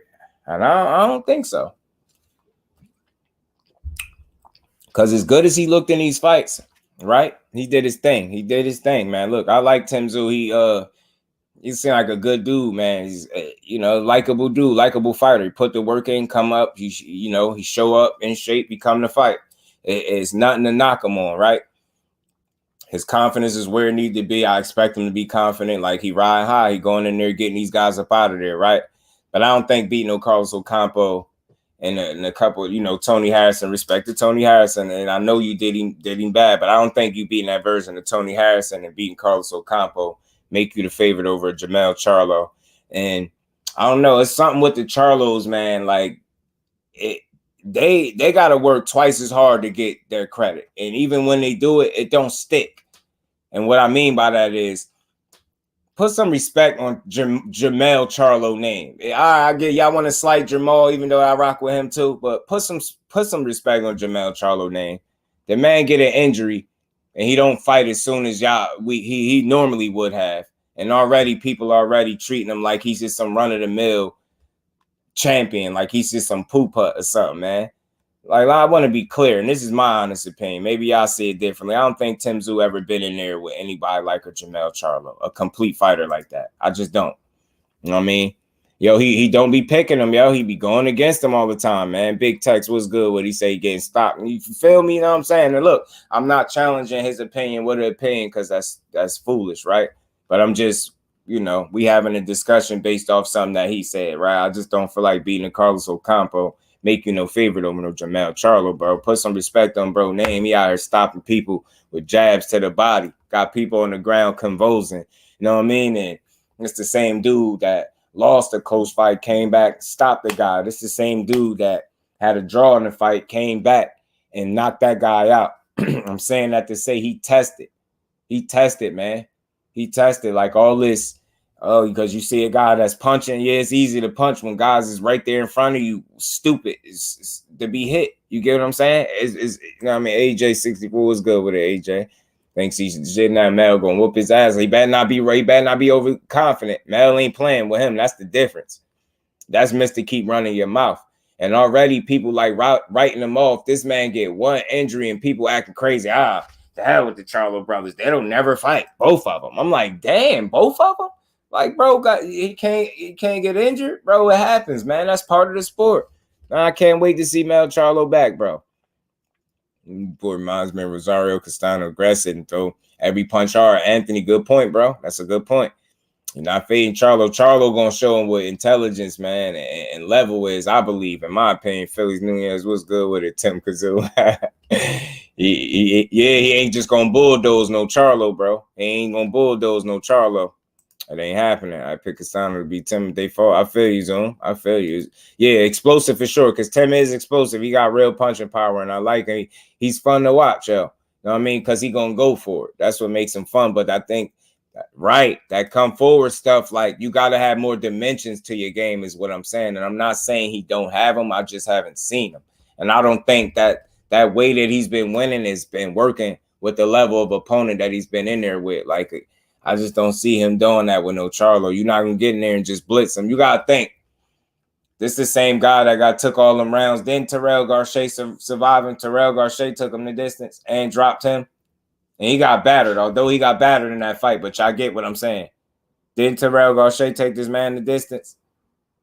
And I know he's a good fighter. He's a solid fighter. But Mel's on another level. That's all I'm saying. He on another level. This dude could box his ass off too, man. Mel can box, move, punch, defense. You get what I'm saying? Counter punch. He could be aggressive. Like, man, I'm telling you. It's different, bro.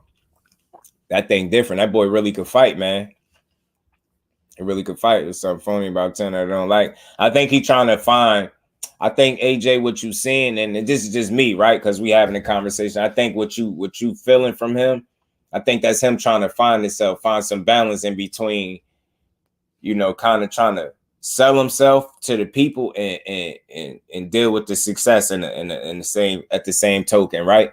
Because he getting some wins, and because of this injury with Charlo, it's allowed him to get a couple wins in, so he riding some more confidence. You get what I'm saying? So he feeling himself. He keep talking about what's my effing name, and you know what I mean, he going crazy like that. So I think that's what you seeing him trying to find balance with the winning.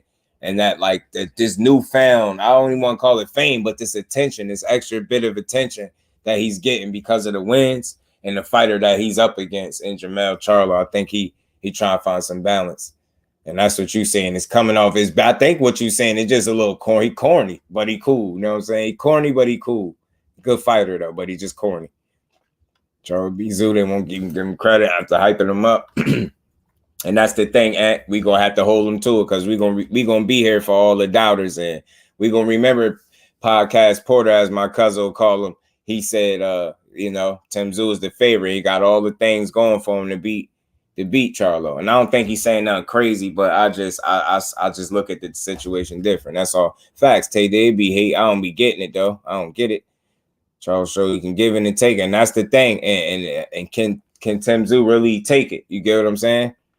I'm telling you, right. They're going to have to put some respect on Mel after he flush him, bro. Mel, the real big Charlo facts, right? Somebody else, Mel, ain't going to get the respect because he ain't quiet, right? And we going to make sure we give it to him, though. My name was corny. Yeah, that's what it is, D1. He just a little corny. And I don't mean that in a disrespectful sense. It's just what it is, bro. Some people ain't got it. He's just a little corny, a little stale. You know what I'm saying? Just a little stale. But he's exciting in the ring. You get what I'm saying? So that's all that matters, right? He could be a little corny on the mic, but he getting there and he come to fight. And that's all that matter, right? I ain't knocking him. I don't think he's a bad fighter. I just think Mel's a level or two above him, and I think he's going to show that. You know what I'm saying? I think he's going to show it.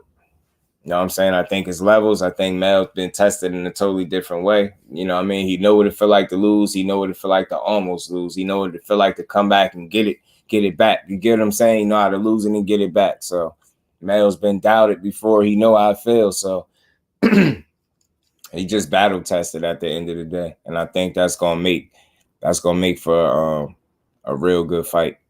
It's gonna make for a real good fight, and I think, you know, Tim Tszyu is brave. He tough. He gonna come try to bring it, but like I said, that's Mr. Keep running your mouth. You know what I'm saying? And the last thing you want is to get them Charlos any added motivation to go in there and beat your ass. And I really mean that, especially Mel, the one that be just mad. Like, that's Mel Charlo we talking about. You don't need to give him no extra reason to get in there and beat your ass, because he going to do it anyway. All right, Tszyu, but not against Charlo. Right.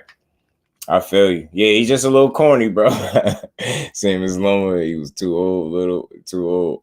Top of being robbed, right? He just a little corny. Just like true. Oh, see, right. He just a little corny. That's all. Corny, cool fighter though. Cool fighter because he can fight, yo. So I respect him, Tszyu. I definitely do. He's just a little corny. You know what I'm saying? Down under, right? I think Mel will whoop his ass. But I think Mel going boxing lesson. I see a boxing lesson for Tszyu. I see him being, but look, he gonna bring it. He gonna make it a fight, right? But I could even see him getting stopped if he try to get too cute in there. That's just me. I really could. I could see him getting stopped in there, get too cute and try to go balls to the wall with somebody that know how to counter punch and know how to weather storms and is gonna know how to behave. You know, with the pressure. Period. Like he gonna be able to handle that. You're not gonna just be the I'm gonna go in there and overwhelm him. Like, you're not gonna Carlos Ocampo him out the ring, bro. That's out. You're not doing that to JERMELL Charlo. It ain't gonna happen, bro. Yeah, facts, 10K. That's what's gonna make it fun. Because Thanos should have been the person who fought. Yeah, man, I was thinking that too. I was thinking that was a good fight too. I ain't gonna lie. Very happy with Tim though. Made himself a legit name. Nah, facts, Felix. Like no slight to Tim. You know what I mean? Like, that's why I always say I try to, stay true to my name and make sure I give him some credit. He's a tough fighter, strong, aggressive, come forward. He got real punching power. The dude punching, man, for real. And he got confidence. He rides some confidence. He's willing to fight. He's going to get in there and fight. So I feel like when when that's the case, you give yourself a good chance to win any fight, being willing to fight, coming in there, being, willing to let your hands go, not being gun shy and letting the moment get away from you, things like that. I think Tszyu will be fine, right? But I just think, Charlo, I think Tszyu is also a guy that has to have them feet kind of planted to be able to hit you. And I think Charlo has that foot speed and, the foot movement, you know what I mean? The ring general shot. I think he the total package. I think he got exactly what Tszyu will give Tszyu issues in terms of movement and creating a moving target, lateral movement and things like that. You know what I mean? Changing the target, not standing right in front of him. I think Tszyu, like if you just look, like his feet got to be pretty planted. You get what I'm saying? For him to get off on you like that, just like most power punchers. You know what I'm saying? Got that real front foot heavy. Some little couple things I noticed. Just trying to study, trying to be a student in the game. I'm finding a few little things, and I just noticed that about him. And I understand if we know Charlo can move pretty damn well in that ring, y'all. He can move pretty damn well. You get what I'm saying? So that's what's going right for starters. That's what's going to be problematic for Tszyu. Charlo is not going to stand right in front of him. He not going to. Even though Charlo a tough dude, he ain't gonna tough man him in a stupid way in the ring. You get what I'm saying? He gonna be the boss when he need to. But other than that, I think he gonna create a moving target. You know what I mean? He gonna be pumping that jab. He gonna fill Tszyu out, see what he got. And I think he gonna create his openings, and he gonna break him down slowly. And like I said, if he get too brave and go for it too much, I could see him getting punched on. I could see him getting caught and stopped. I really could. Crush the legend. What's good, my bro? How you feeling, man? Appreciate you pulling up. Tony was off a layoff. Wasn't the same guy? Absolutely not. Virtual interview, Mel walked all over his ass. Yeah, Tim was uncomfortable a little bit, right? Right, D1. He got something taken out of him for sure with them wars. Especially that second one, Miss Just Do, my baby girl, my queen. How you feeling, baby girl? Appreciate you stopping through. Peace and love to you as well. Salute to everybody in the building. Y'all make sure y'all punch the like button out for your bro. Tim Chop Livery just been, fast-tracked a bit and hasn't developed enough ring general shit. Bro, see what we talking about?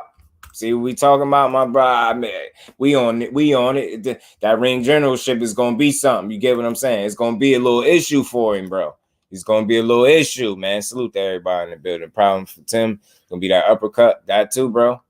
That too. And just, I think the athleticism of Charlo, like the complete fighter that I feel like Charlo is, because if we being honest, and this is just with respect to both fighters, I don't think as much Charlo can do. And I think you got athletes in boxing, you got guys that are athletic, then you got real guys that are just truly, complete athletes. And I feel like in ways Charlo is one of those guys. I just don't feel like it's as much he can't do. You get what I'm saying? That's just me. And I feel like he definitely polished, got the seasoning, he's battle tested. You know what I mean? He has some ups and downs, and He's been tested just enough, and I just feel like he's the more complete fighter. He got more wrinkles in his game. He can box at, you know what I mean, all three ranges. He can box on the inside if he need to. You know what I mean? But Charlo, and he's a smart dude. He's a smart dude. And then again, like you said, and Derek James, bro. Derek James, that's the, you know what I mean? That's the, you know what I mean? That's his ace right there. So got a strong corner. He got a real teacher, trainer in Derek James. And I feel like he got the winning recipe. They showed me, like he showed all of us, not just me, but he showed all of us what listening to Derek James can do for you. People ever wonder, just in a nutshell, just a quick, the immediate answer as to what was the difference in the first Castano fight and the second one? Just to put it straight up, listening to Derek James. That's simple. Listening to Derek James. We can go break it down from there, but when it's all said and done, the big difference in Castano 1 and 2, listening to Derek James, having your emotions in check. You know what I'm saying? Then we can start checking off the other stuff, like keeping your back off the ropes and, you know what I mean, giving them that lateral movement, not standing right in front of them, allowing them to get off. And that's another thing with Tszyu. That's the problem that's Charlo is going to create from the rip. He's not going to be standing right in front of him for him to rip with them shots and them combinations that he usually land on people. I think Charlo is going to make him earn it. I'm not saying Tim won't be willing to, but I think it'll be a bit of a different fight for him. It'll be something that it'll take some adjusting to. You get what I'm saying? Not having a guy that's going to stand right in front of you and he's going to be able to counter you and hit you back. You get what I'm saying? You a complete fighter in there. So, again, you're going to have to bring your A game, and even that might not be enough, in my opinion. So just being strong, not saying that that's all you are, but again, when you just ask the average person to describe Tszyu, they usually say the same thing. And sometimes they repeat it. You know what I mean? He's tough. You know what I mean? He's strong. It's usually the same things. Like, you get what I'm saying? And I'm not saying he don't have skill, but people have a tendency to mention that after, like an afterthought. You know what I'm saying? Oh, yeah, Tszyu, yeah, he's skillful. You know, he's big, he's strong. Nah, the people just get right to saying how he's aggressive, he's strong, he come forward. You know what I mean? He throws punches, he throws everything hard. Like, you get what I'm saying? They start repeating the same things, but you'll never really hear people be like, he's very skillful. And I'm not saying that he's not. I'm just saying, you get what I'm saying? People don't describe him in that way. So, again, I think just naturally, what he brings to the table has been enough up until this point. And, you know, there's certain guys that he will get out of there. It's like, just because you're not the better boxer or fighter don't mean you can't win the fight. But I think the buck stops with Mel. I think he's just enough of a complete fighter or a better fighter, seasoned fighter. Like, it's more than just, you know what I mean, being a better fighter. He's the more experienced and seasoned fighter. You know what I mean? I just think he can do more. You know what I'm saying? Better athlete as well. So it makes for a real good fight, bro. And what's good with it? For you know, he does his opponents with David-Morrell. Now he got to be smart with David-Morrell, because David-Morrell could punch. You know what I'm saying? Let him try to press him Mel like that. Mel going to put him on his ass. I think so too. And again, I know it was a bit of a balance issue when Terrell Gausha dropped him. But again, Mel can, if he can put you on your ass, I know Mel could. And he punching. So, yeah, Canelo he just don't want to give us the fights I think he's supposed to give us.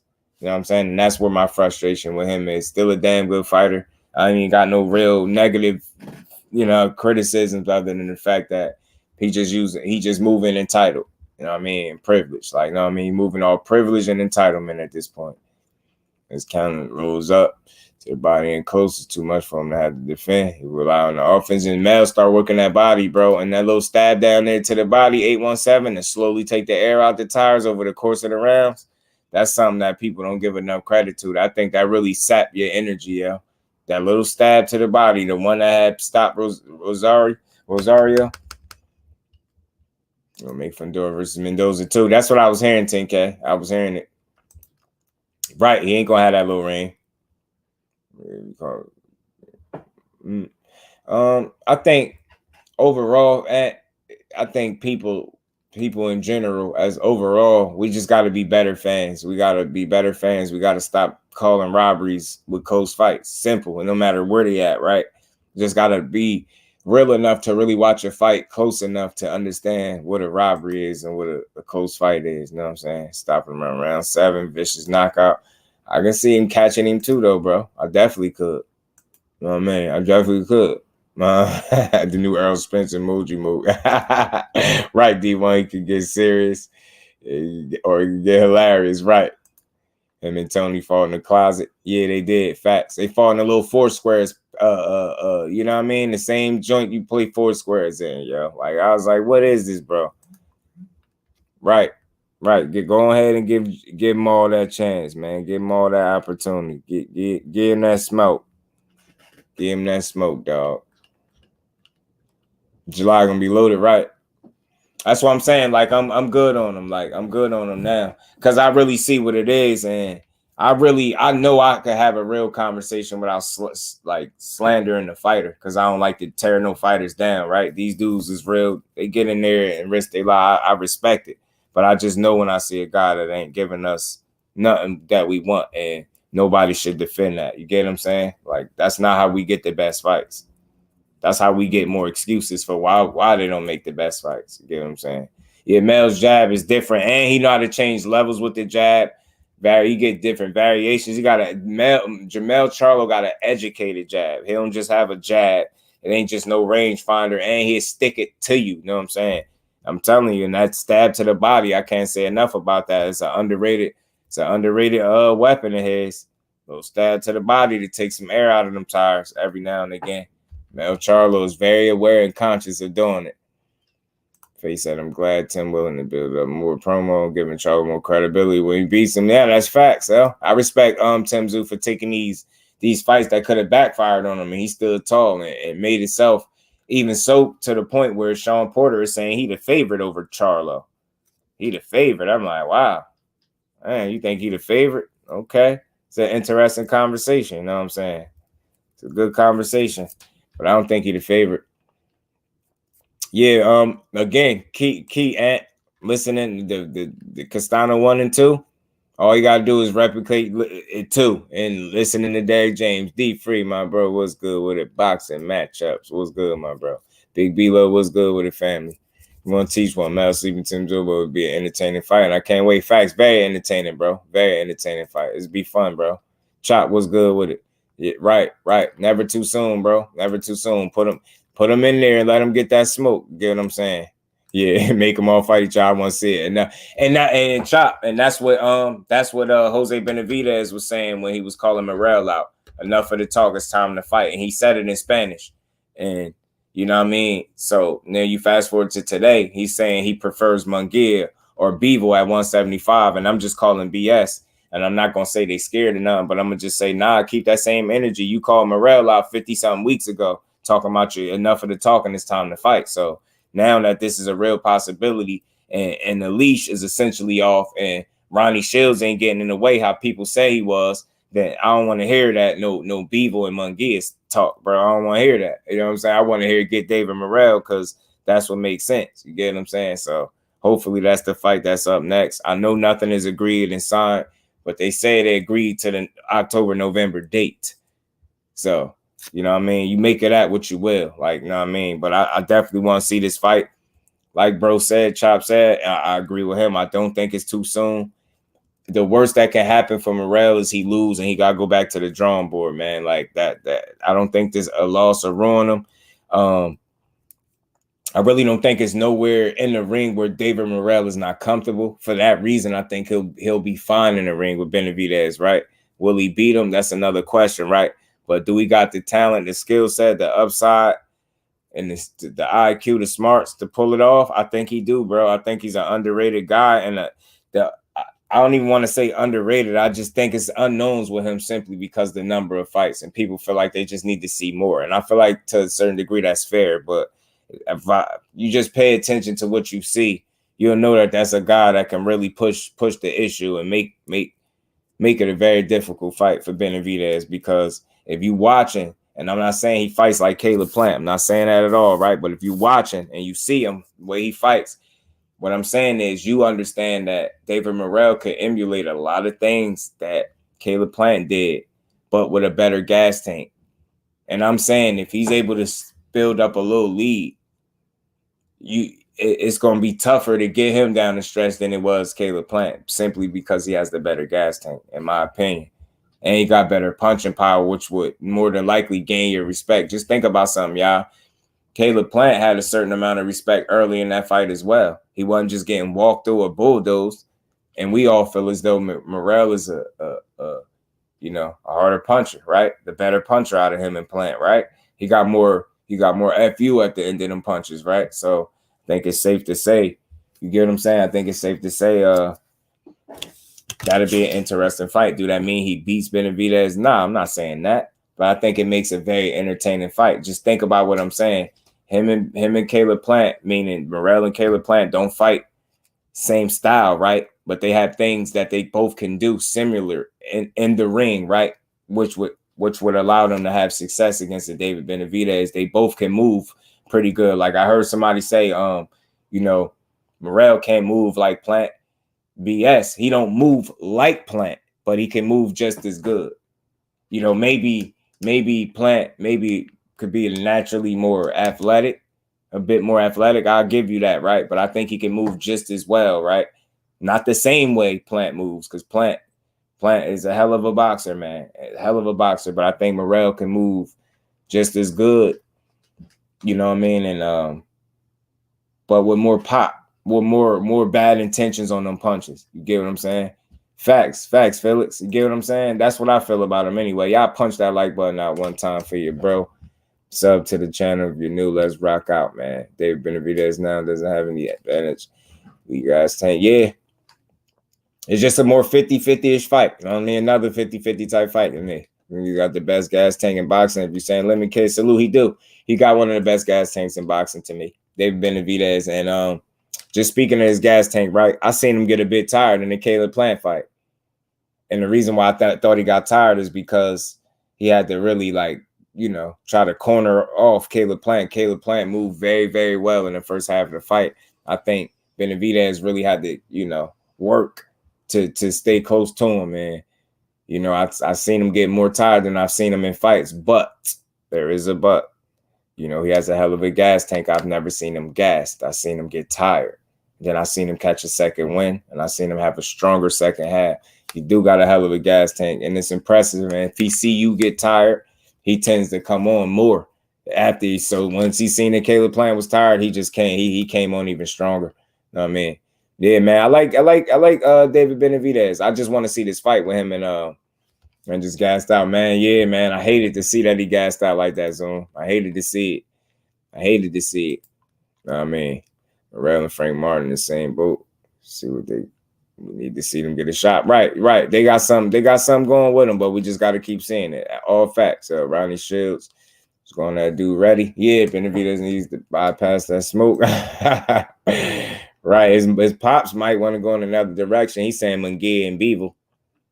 You know what I'm saying? He's saying Munguia and D, man, my bro, what's good with it, family? How you feeling?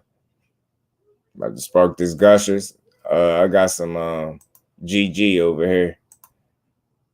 GG, Mac 1, Big B, yes. Oh, yeah. Salute to everybody, man. Y'all smash it. So, look, man. We got some entertaining potential matchups coming up, man. And I think this David Morrell Benavidez is a great one. I ain't putting too much stock in the Munguia and Bivol situation because I don't see David Benavidez moving up right now in the 75 to fight DMITRY Bivol, right? I don't think that's something he's going to do right now. I just don't expect that. I don't know if Oscar want to throw his man Munguia to the wolves like that again. Who knows?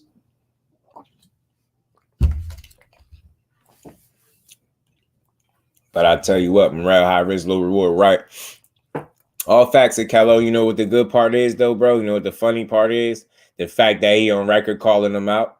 You know what I mean? So now that the fight here is like, or it's an option, is like now you can't switch up the energy now on this Jose. You gotta give us that fight.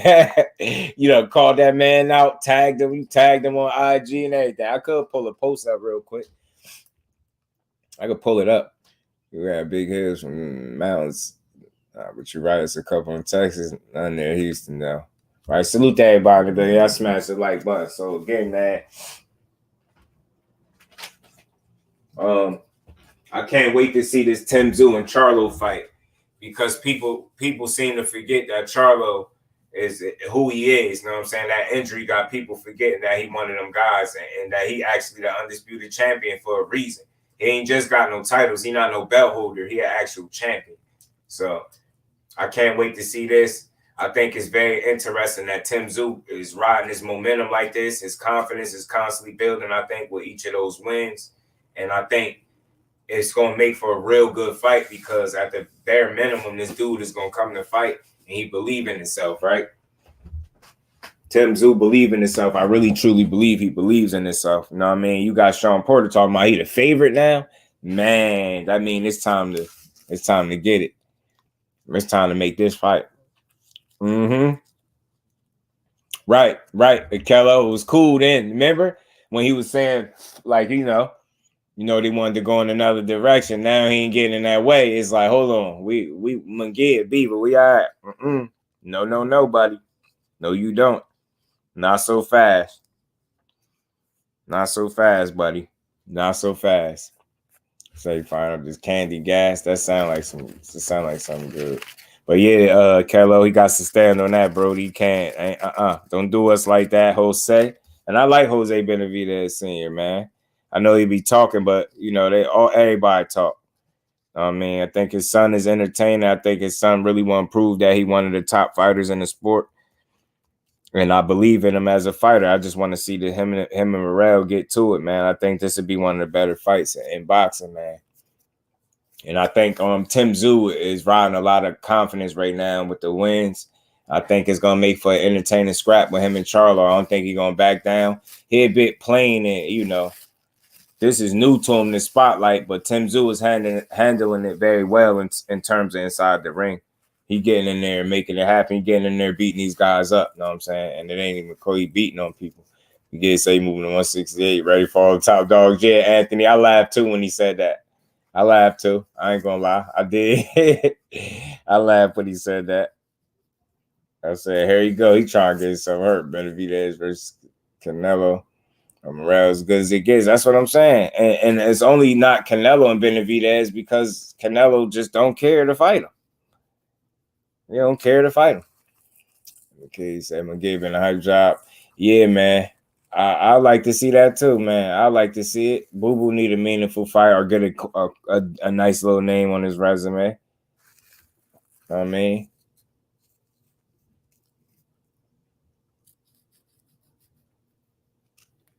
Kurt said it playing gas tank was straight. Ain't no telling how far he could go because that dude can box. I was saying that the other day, Kurt. I swear, I don't know if you was in here. I was saying that I don't know if people realize how good of a boxer that Caleb Plant is, yo.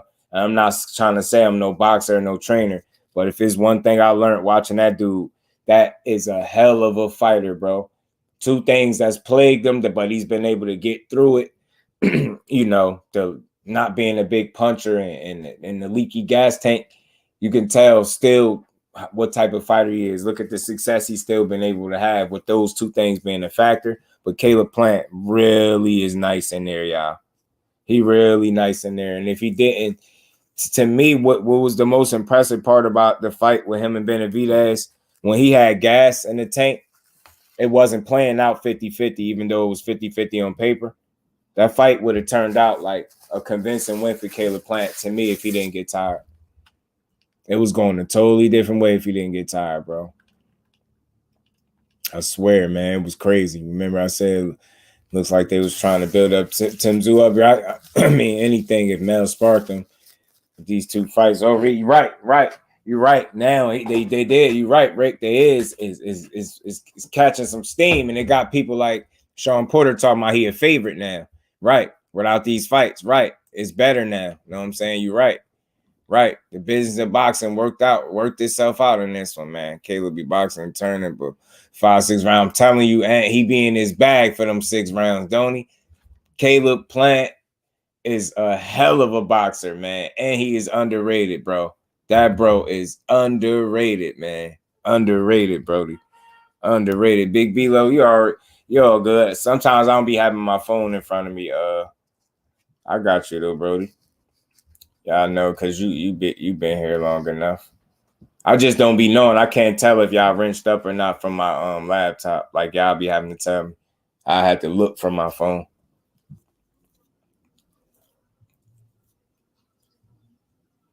Y'all know it's all good. I got you, bro.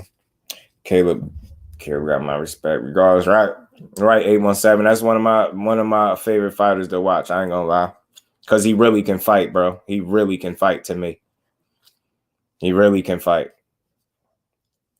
Just think if he had a David Benavidez gas tank and crazy punching power, it wouldn't be fair, yo. Cause that dude really can box his ass off. I got you, Big B. Little boxing 5-6 round playing low key to base of 68. I'm telling you, bro. He's something crazy, ain't he? Oh man, I'm telling you.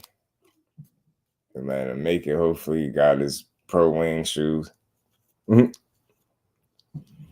I got you, bro. Running a few.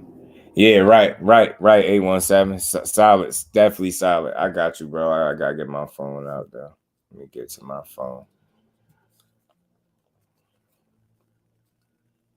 Yeah, man. Tim Kazoo got built up at the right time. It's gonna be fun, right? He should say ready for David Benavidez. He thinks David Morrell. Ready? He box his ass off and he got power. Right. I just don't feel like, it's going to be a matter of him not being ready for some reason. It's just a matter if you're going to prepare, and execute because, David Benavidez is hungry. That's a hungry kid and he want to continue to win and get better. And you know that with him. So he going to come. He going to bring it. You know what I mean? Damn, I don't be realizing certain people don't be having no wrenches though, but I got you, my bro. I got you. But yeah, man, Caleb one of them ones. Man, to me, my plan's great. Yeah, right. I'm telling you, plan's a hell of a fighter, bro. Hell of a fighter. Damn talented dude. Very athletic guy, man. And a smart dude too. Smart fighter.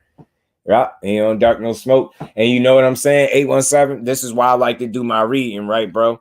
And I read a quote from Caleb Plant, and he was saying, like his goal was, in boxing was to be like the best that he possibly could be in this shit. And if he crash and burn on the way to the top, so be it. Like that I felt that. You know what I'm saying? He was basically telling you, he's straight up telling you, look, I'm in this to go after the best possible. I'm in here to try to make the best fights possible. If I lose on the way to the top, challenging myself, if I crash and burn on the way there, then so be it. You know what I'm saying? And again, right on par, he lose to Canelo. People thought he was going to be on some soft stuff. Nah, he went and fought Darrell, then he fought Benavidez. And from what he didn't announce it, but he's saying he already got a big fight lined up. He just didn't announce what it was. So I like Caleb Plant. He a real fighter. And he the prime example of why I would support a fighter win, lose, or draw. That's why I push that narrative. Support fighters win, lose, or draw, bro. Especially when they real fighters. You can't tell me Caleb Plant is not no real fighter. He don't gotta be your favorite, but you can't tell me that ain't a real guy that really be wanting smoke, bro. And he get in there and fight. You ain't gotta like his style the most, but I think that dude is a hell of a boxer. I think he's a smart fighter too. Smart as hell. With the tank, he can get around the power issue. That's what I was saying. And it's crazy, Kurt, because he been getting through it, right? Even with having him being an issue, he been finding a way to win. That's how you know he nice. That's how you know he nice. Gas tank was not one of the worst. Iron Mike was, I thought Iron Mike had a good gas tank. I thought he did. I think once his discipline went, that's when you started seeing things like that, be a factor, him being tired in fights. Once his discipline went, then you can start questioning those things. But naturally, Mike at the top of his game definitely was a dog, a machine. Roja, they making him Billy versus Demond Nicholson. Roja, they making him Billy versus Demond Nicholson, and I like Demond Nicholson. That's gonna be a tough fight though, because in Billy, all he do, man, I don't know who made that fight. No disrespect to no, I like Demond Nicholson. That's just gonna be a tough fight, yo. That's a tough fight, bro. That's a tough fight. That's a tough fight. That's a tough fight, bro. That's a tough fight. Yeah, they saying, and Billy fighting Demond Nicholson, bro.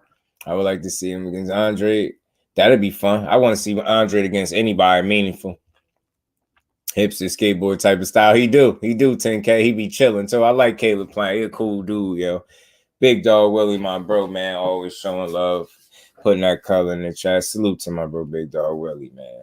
Benavidez-Morrell fight made by Khan. We should thank him for that. Was Khan Bub versus DJ what happened? Khan made the versus Frazier. Salute the Big Dog Willie. And we ain't never got a box again. Well. I already been getting these back, but now it's time for you to get your just do. Salute, bro. Appreciate you, my bro. My God, the GPS and cuss. Yeah, right. All facts, 817. Once he went, so did Mike. You know what I'm saying? Mike was there physically, but mentally and just from a focus standpoint was no longer in the building. Since Earl took his belt. SHAWN go. Yeah, facts. Kurt, you noticed that too? He'll never pick him. He'll never pick EJ. Mr. Mechanical, what's good with the family? How you feeling? What's good with it, man? Nicholson good and Billy dangerous. That's what I'm saying. Yeah, he that's gonna be a dangerous fight for him, bro. Tougher than Gungor, man. Oh no, he ain't tougher than Gungor. Gungor is gonna be probably the tougher fight. Gungor made it the distance. Demond gonna have a tough time keeping Billy up off him, bro. You know what I'm saying? That's a tough fight, man. Respect to Demond Nicholson. I'm gonna always support him, but that's a tough fight. I'm just a realist. That's a tough fight. You know what I mean? Anything can happen in boxing, and Billy just come to punch your head in the front row somewhere, bro. Disrespectful with the way he be punching people, man. I'm telling you. He gets tired. It's mental. Yeah, right, Big B-Lo, because he got every muscle. You know what I mean? He worked hard as hell. You know, Plant work hard as hell. It's something, genetic, something. I need to get my boys rematch Berlinga. Oh, man. Demond from the Eric. It goes to show, even if you're not the best individual in the fight, PBC gonna get you paid. I like that. That's why I always rock with Demond Nicholson. I remember, you know, on while he was still undefeated, he was smoking people, knocking people out. Demond Nicholson was a knockout artist. He is a knockout artist, and he can get you out of there. You know what I'm saying? But I like Demond Nicholson, man, and he a humble dude. I like his energy and his attitude, his mindset. Like, he easy to root for. Talking to him straight up, I just like his energy, man. He got real good energy, yo. Just an easy dude to root for. There's no, what I mean. He gonna take he ain't ducking no smoke, though. He ain't ducking no smoke. That's why I say the realest fighters in the game don't have O's next to their name. No slight or shade to nobody that's undefeated. Some of the realest fighters in boxing do not have a zero, and you know what I mean, attached to the name, bro. They just don't. Some of the realest fighters you have in the sport. Again, that's why I be calling these dudes champions, and they wonder why. Because when you got that champion mentality, whether with or without a belt, I'm gonna look at you as one. You get what I'm saying? And he got a championship type attitude. You know what I'm saying? He just, unfortunately, he ain't got the strap with it, but again, he don't really need the strap, man, because he got the attitude of a real champ, man. And as long as he make the most out of his opportunities, I'm pretty sure he can live with that. I got Junto Nakatani. Hey, Anthony, man, he's serious, yo. Junto could fight, man. You see how he did Maloney? Man, yo, he did Maloney something bad, bro. Right, Rosia. Right. Definitely knockout boxing. KO, what's good with it, KO? Benavidez for Kyron Days, Rhino S. How the hell is it too soon? Talk to him, man. That's what I said, man. It ain't too soon. And again, you know who's trying to say it was too soon, KO? Jose Benavidez Sr. Now, I want to be clear, it wasn't David, because, you know, I do my reading. Jose Benavidez was saying he need to build up his fan base, and it's too soon, and, you know, he'd rather go after Munguia or you know, Bivol at 75. But this the same dude that called Morrell out 50-something weeks ago, because, you know, your boy do the homework. So I went back and seen when he called Morrell out in Spanish on IG and said enough of the talk. And it was like a respectful call out, though. But if he was ready 50-something weeks ago, then he definitely ready to fight now after a couple, a few knockout wins later. You know what I'm saying? So, you know what I mean? Yeah, look, yeah, facts. And it's the wrong time to be calling out Munguia, because we all see how bad he looked against Derevyanchenko at 39, 40 years old. He almost got stopped by a guy that's not known as a puncher. So make of that what you will. No, we don't want to see Munguia and Benavidez because we know what's going to happen. I see Benavidez stopping Munguia because he think it's cool to, after 40+ fights, he still think it's cool to block punches with his face. So I would much rather see Morrell. And I told people before with Morrell is quality over quantity with him. He don't got the numbers, he don't got the crazy numbers and nothing like that in terms of fights, but I think he got some quality on the resume. I think the dude been getting tested early since, you know, his third pro fight. He been fighting 12 rounders. I think he on the fast track with good reason. The urine down McGill. Right. That's a fact though. Man, Mike was my guy. That was my favorite. That's who got me into boxing, y'all. Mike. I grew up on Mike Tyson. Y'all ain't gonna lie. That's my guy. Still my guy. You know, all the hype. He's solid. Yeah, I think that Big Velo, what it was he since the first the 16 first round knockouts, he seemed like he regressed. Or he didn't get better. Like he didn't seem like he improved. That's the issue. It's like the knockouts was the best and worst thing that happened to him. Whatchamacallit was good with it. Yeah, DeMond Nicholson is tough. He's definitely tough. They saying him versus Christian and Billy. That's gonna be tough. Man, you're only one standing tall, bro. But with hella logic though, KO. With hella logic though. Not fanboy energy, hella logic and facts. Get what I'm saying? I pray the WBC orders McGee versus and Billy. Man, that'll be fun, Rose. I ain't gonna lie, that'll be a fun fight to watch. And Billy he literally come to leave you in the dirt. Like, don't be confused. The dirt is where he wants you at. And Billy, yeah, your head, he want it off his shoulders, probably in the first row somewhere where the fans could see it. You know what I'm saying? Because that boy be punching like he ain't no tomorrow, man. I'm telling you. I don't know how Gungora survived that. That boy was trying to knock his head off. You know, man, facts, bro. He is, yo. They just, I keep saying it, big dog. They don't want to hold him to the standard, but they'll keep calling him a king, yo. He not no king, not wanting to fight nobody, yo. It's just frustrating. It's frustrating as hell. It's very frustrating to deal. He's a frustrating guy to deal with, bro. And we ain't never got a box again. Well, right. well. I already been getting these bets, but now it's time for you to get your just do. Salute to my bro, Big Dog Willie, man. I I even try to spare him one, Big Dog. I say he just avoiding quality opposition. You know what I'm saying? Yeah, he can box his ass off. He not testing himself, AJ. And I think his stamina just gonna be what it is, right? I think his stamina is just gonna be what it is. And I think at this point, he got a less of a chance of improving it simply because of the wear and tear on the knees that I'm hearing about. Elbows, like I'm hearing he got some physical ailments, some things that's naturally slow you down that you just wear and tear, bro. Even with the L's playing one of the best resumes at 68, and he's one of the best fighters still to me at 68. Like fighters, like you just don't always get the win, but I can't stress enough how good I think Plant really could fight. That dude could fight, man. It's just he can box his ass off, bro. Really good. He be styling in there, bro. He says, "Salute KO, don't send the contract." Belange, my state, that dude straight embarrassment. Yeah, people, that biting incident, Zoom. People don't like that biting incident, bro. They ain't forgave him for that biting incident. But he just, to me, he had some skill. Like I seen him box and things like that in one of his fights, right? A couple of his fights, but it's just a matter of putting it all together. And he one of those dudes, his performances suffer if he don't get a KO. Meaning, like, if he don't knock you out, the performance is going to be kind of lackluster. He might even get touched up in the fight. You get what I'm saying? So that's what I noticed with, you know, the first round knockouts was exactly what they was. 16 first round knockouts.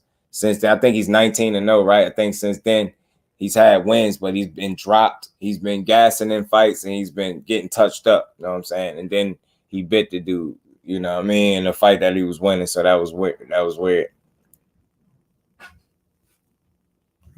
Y'all got to, man, because this is fun, man. That conversation right there, that's fun. It's getting fun, man. Boxing is fun if you allow it. Plant was winning against Canelo, trash talking mid-fight, but gassed out, right?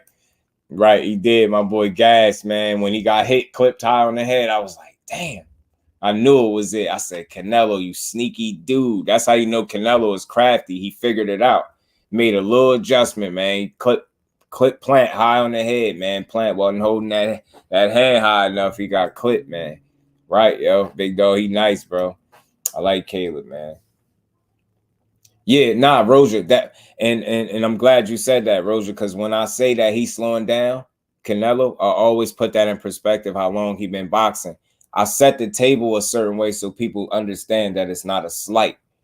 You get what I'm saying? Like, and they just can't accept it. It's like, damn, what more do you want me to say?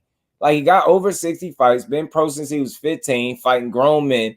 Like, think about all the miles, the training camps, the injuries, all the wear and tear in the sparring. Like, bro, he ain't superhuman, but people don't be trying to hear it. They still think you slighting him. You can't say Canelo's slowing down without you hating. He's slowing down because he's human. That's why he's slowing down. 60 plus fights. Hell yeah, he's slowing down, jumping up and down in weight class, man. He ain't superhuman.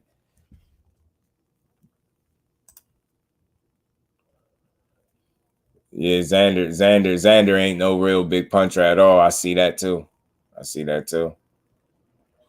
Right. And he's a good fighter. He's a likable dude.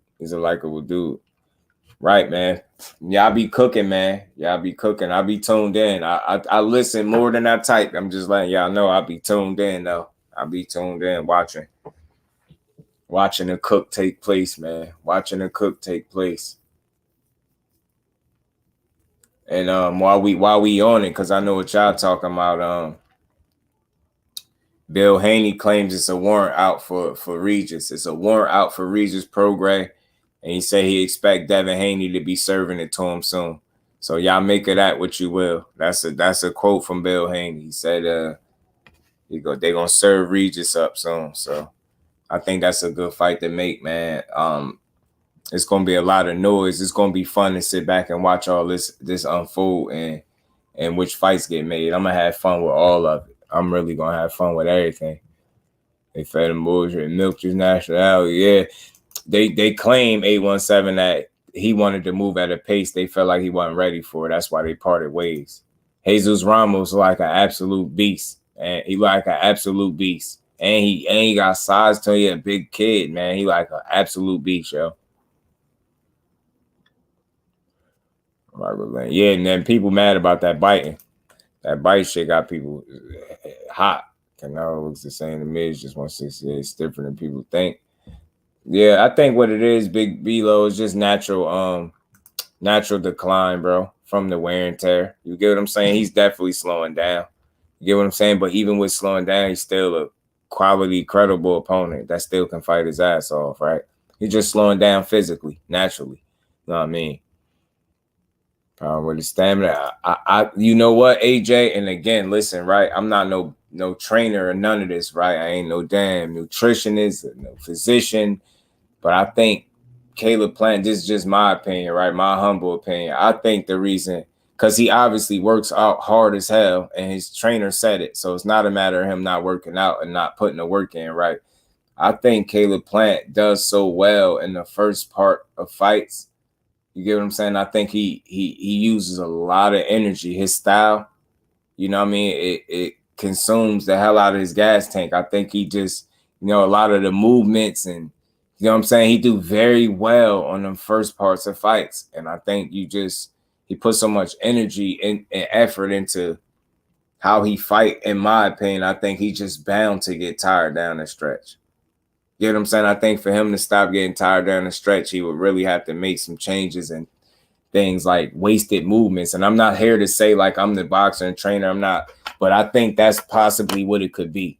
You know what I mean? Maybe just the way his style just is draining. You know what I mean? He did so much moving and things like that. He's just bound to get tired. That's just me, though. He ain't heavy-handed. He don't sit down when he should. Stay looking for that one opportunity and gets caught doing it and don't recover well. All right.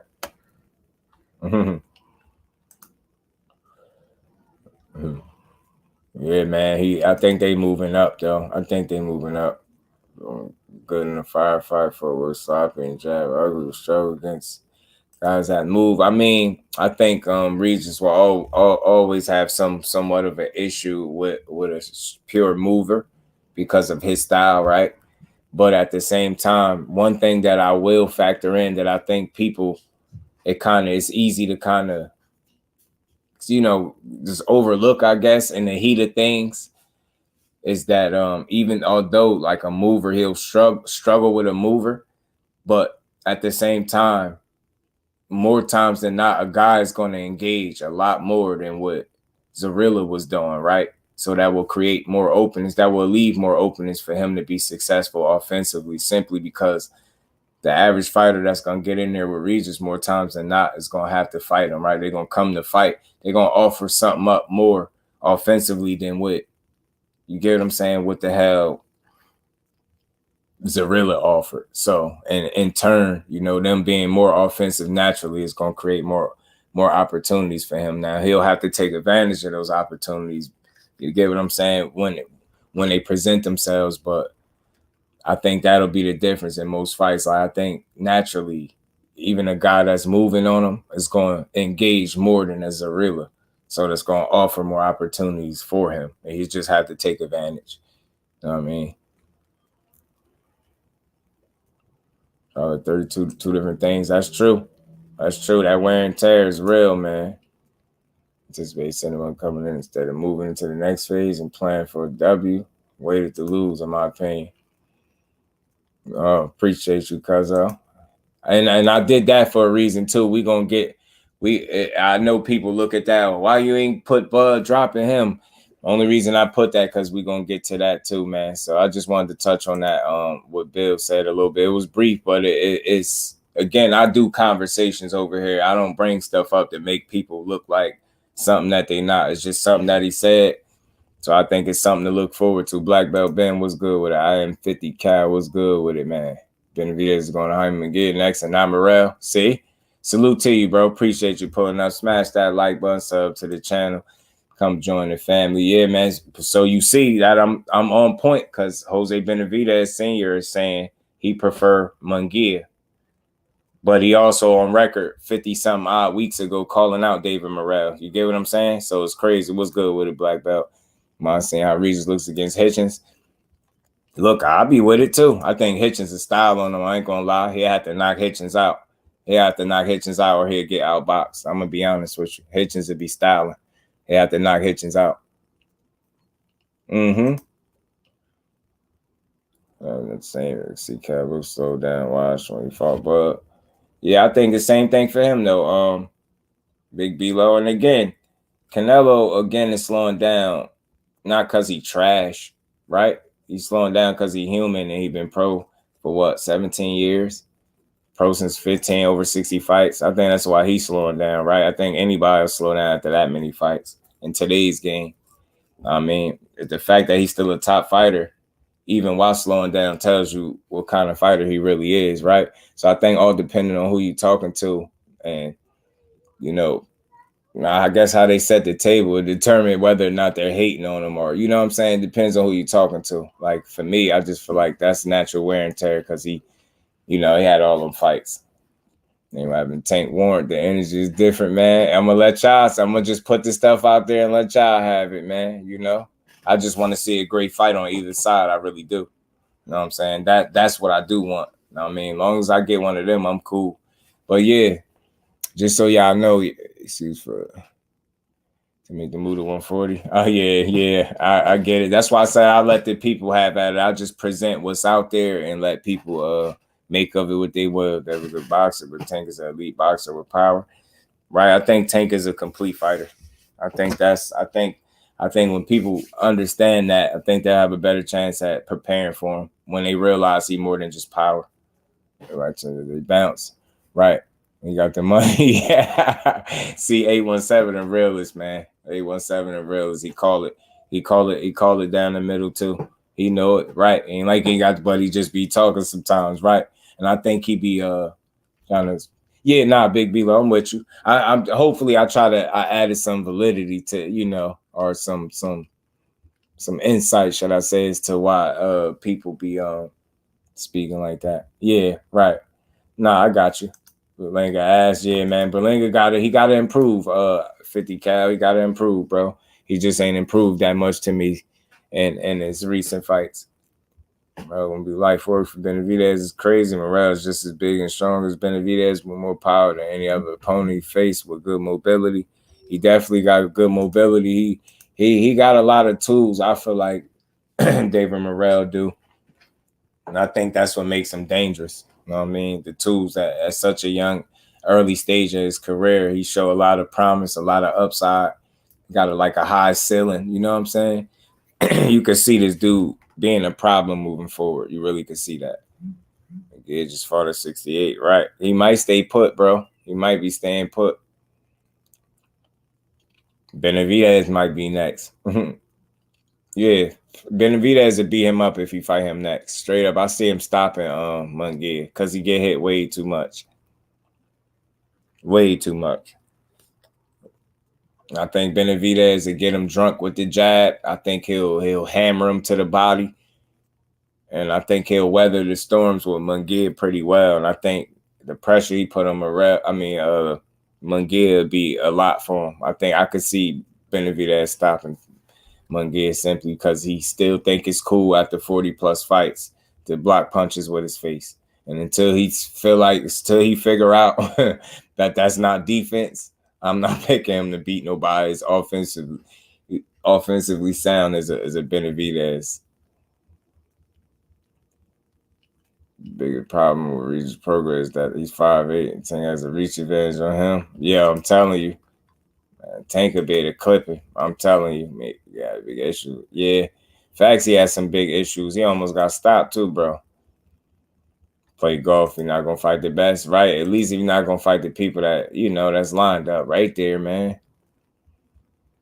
Decorated amateur was why they're confident. You're facts, Anthony. Facts. Tank will hurt Regis. I'm telling you, I think so too. I ain't even playing. Because he's athletic, man. He's athletic enough and a complete fighter. He'll be able to really cause some real problems in there. With a lot more problems, with a lot more to worry about coming back offensively. I'm telling you, that's what would be the problem. That should be crazy, bro. It'd be crazy. Yeah. Yeah, Miss Joette. Yo, man, he be having me dying.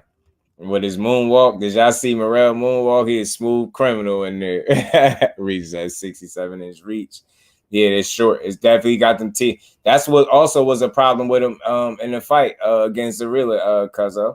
That short reach. He had a real problem getting the range down, man. Yeah, cherry pick going wrong. I'm rocking with Maul. I'm rocking with Maul until they beat him. I don't care. Lay off and all. I'm still rocking with him. Defensive problem versus both David, Bivol, even Maul. Right, he get hit too much. I think Maul will hurt him too. Feet, dude. They need a lack of offensive strategy. Right, he has some moments, man. Them feet is definitely a problem for him. And rematch can't beat Loma and move up. Right, that's what it's looking like anyway. I ain't mad at it. I just want to see some great fights till busy Fortnite dancing. Right, though, them Fortnite celebrations. When 95 catchphrase, they go back in time and fight Boom Boom Mancini. He's stupid. Big dog, stupid, yo. Yeah, he been there long. He been there long enough, man. That's why I ain't surprised by none of it.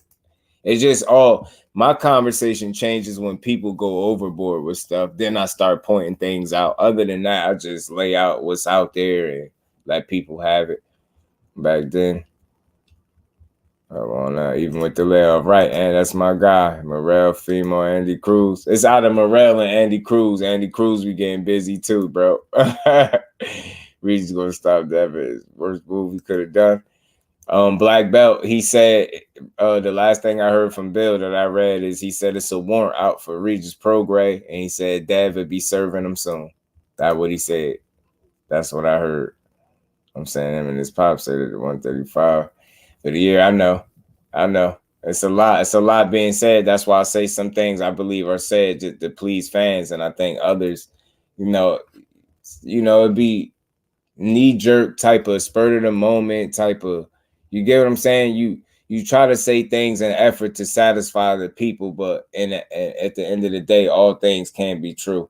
And I think a lot of times either fighters or trainers in the moment be speaking as an individual about something that's going to result in it being a team decision. You get what I'm trying to say? So maybe you want we staying at 135 to the rest of the year. You speaking as an individual, if that makes sense. I'm not giving them no out. I'm just trying to make it make sense. You will say that, but you're speaking as an individual in that moment in effort to satisfy the people because that's what you think they want to hear you say, right? But then when you really sit down and think about it, that's going to be a decision made as a team, not as an individual. So when you spoke as something that you would be, probably willing to explore, but it didn't. At the end of the day, it's just not up to you. The same way as the fighter might have said that, right? But then when you go and sit down with your team, it's going to be a decision that's made as a team, not as an individual. A lot of times when people speak, fighters and trainers, you hear them speak as individuals, and all things end up not being true. Cecil, what's good with it, bro? So I think that's what it is. And I'm not trying to give nobody no out. I think that's how you end up having a situation where something is said and not stood on. It's not with the intent not to stand on business, but I think the initial intent is to satisfy the fans by giving them an answer you think they want. But then in the long haul, you're not going to be able to stand on that because it's going to be a team decision. You get what I'm saying? So you can say as a trainer, oh, we're going to stay at 35 for the rest of the year. But then your son got the final say-so. Then even with him having the final say-so, he's still going to look to y'all and the rest of the team to make that decision as a whole, right? So I think that's how you get situations like what we got now. You saying one thing and you might end up doing another. And that's not me giving them my out. That's just me trying to, make it make sense as much as I can. I think that's what happens. Get what I'm saying? People speak at the heat of the moment to satisfy the people. I'm going to go ahead and say this. And then you end up doing something different. So you make of it what you will. You know what I'm saying? Andy Cruz dancing at the wins is wild, yo. Andy Cruz disrespectful with it, bro. Everything, all the lip service will do is walk his shit. Kept his mouth shut. That gets knocked out by reason. Not gonna get that Tank fight. Yeah, I feel you, Black Belt. Feel you. Been saying the whole time, don't mind that moving up.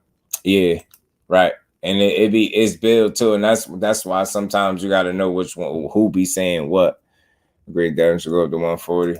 But why not just say, yeah, you could just say that too, though. True. Because when nobody say Tank or there, it just looks so obvious to me. Yeah, I'll just say it's definitely a very dangerous fight. Very dangerous. Very dangerous fight for sure. Very dangerous, but it's very still entertaining. But we're going to see, man. I think all things is going to reveal themselves. He said, hey, but Fimo got the moves too. Fimo be pissing me off with his little created player moves. I'd be like, what is this man doing, bro? But he be having fun, man. Salute to Fimo, man. I hope you get everything squared away, and I hope you come back to boxing, bro. Fully refreshed and back at the top of your game, bro. Beat Gary Russell at 132 tomorrow, just like my daddy said. I'm the Dookie. They defined me so long. Now they gonna feel me. I'm King Kong and it's been I get that. I get you. I ain't gonna lie, I get what you're saying though.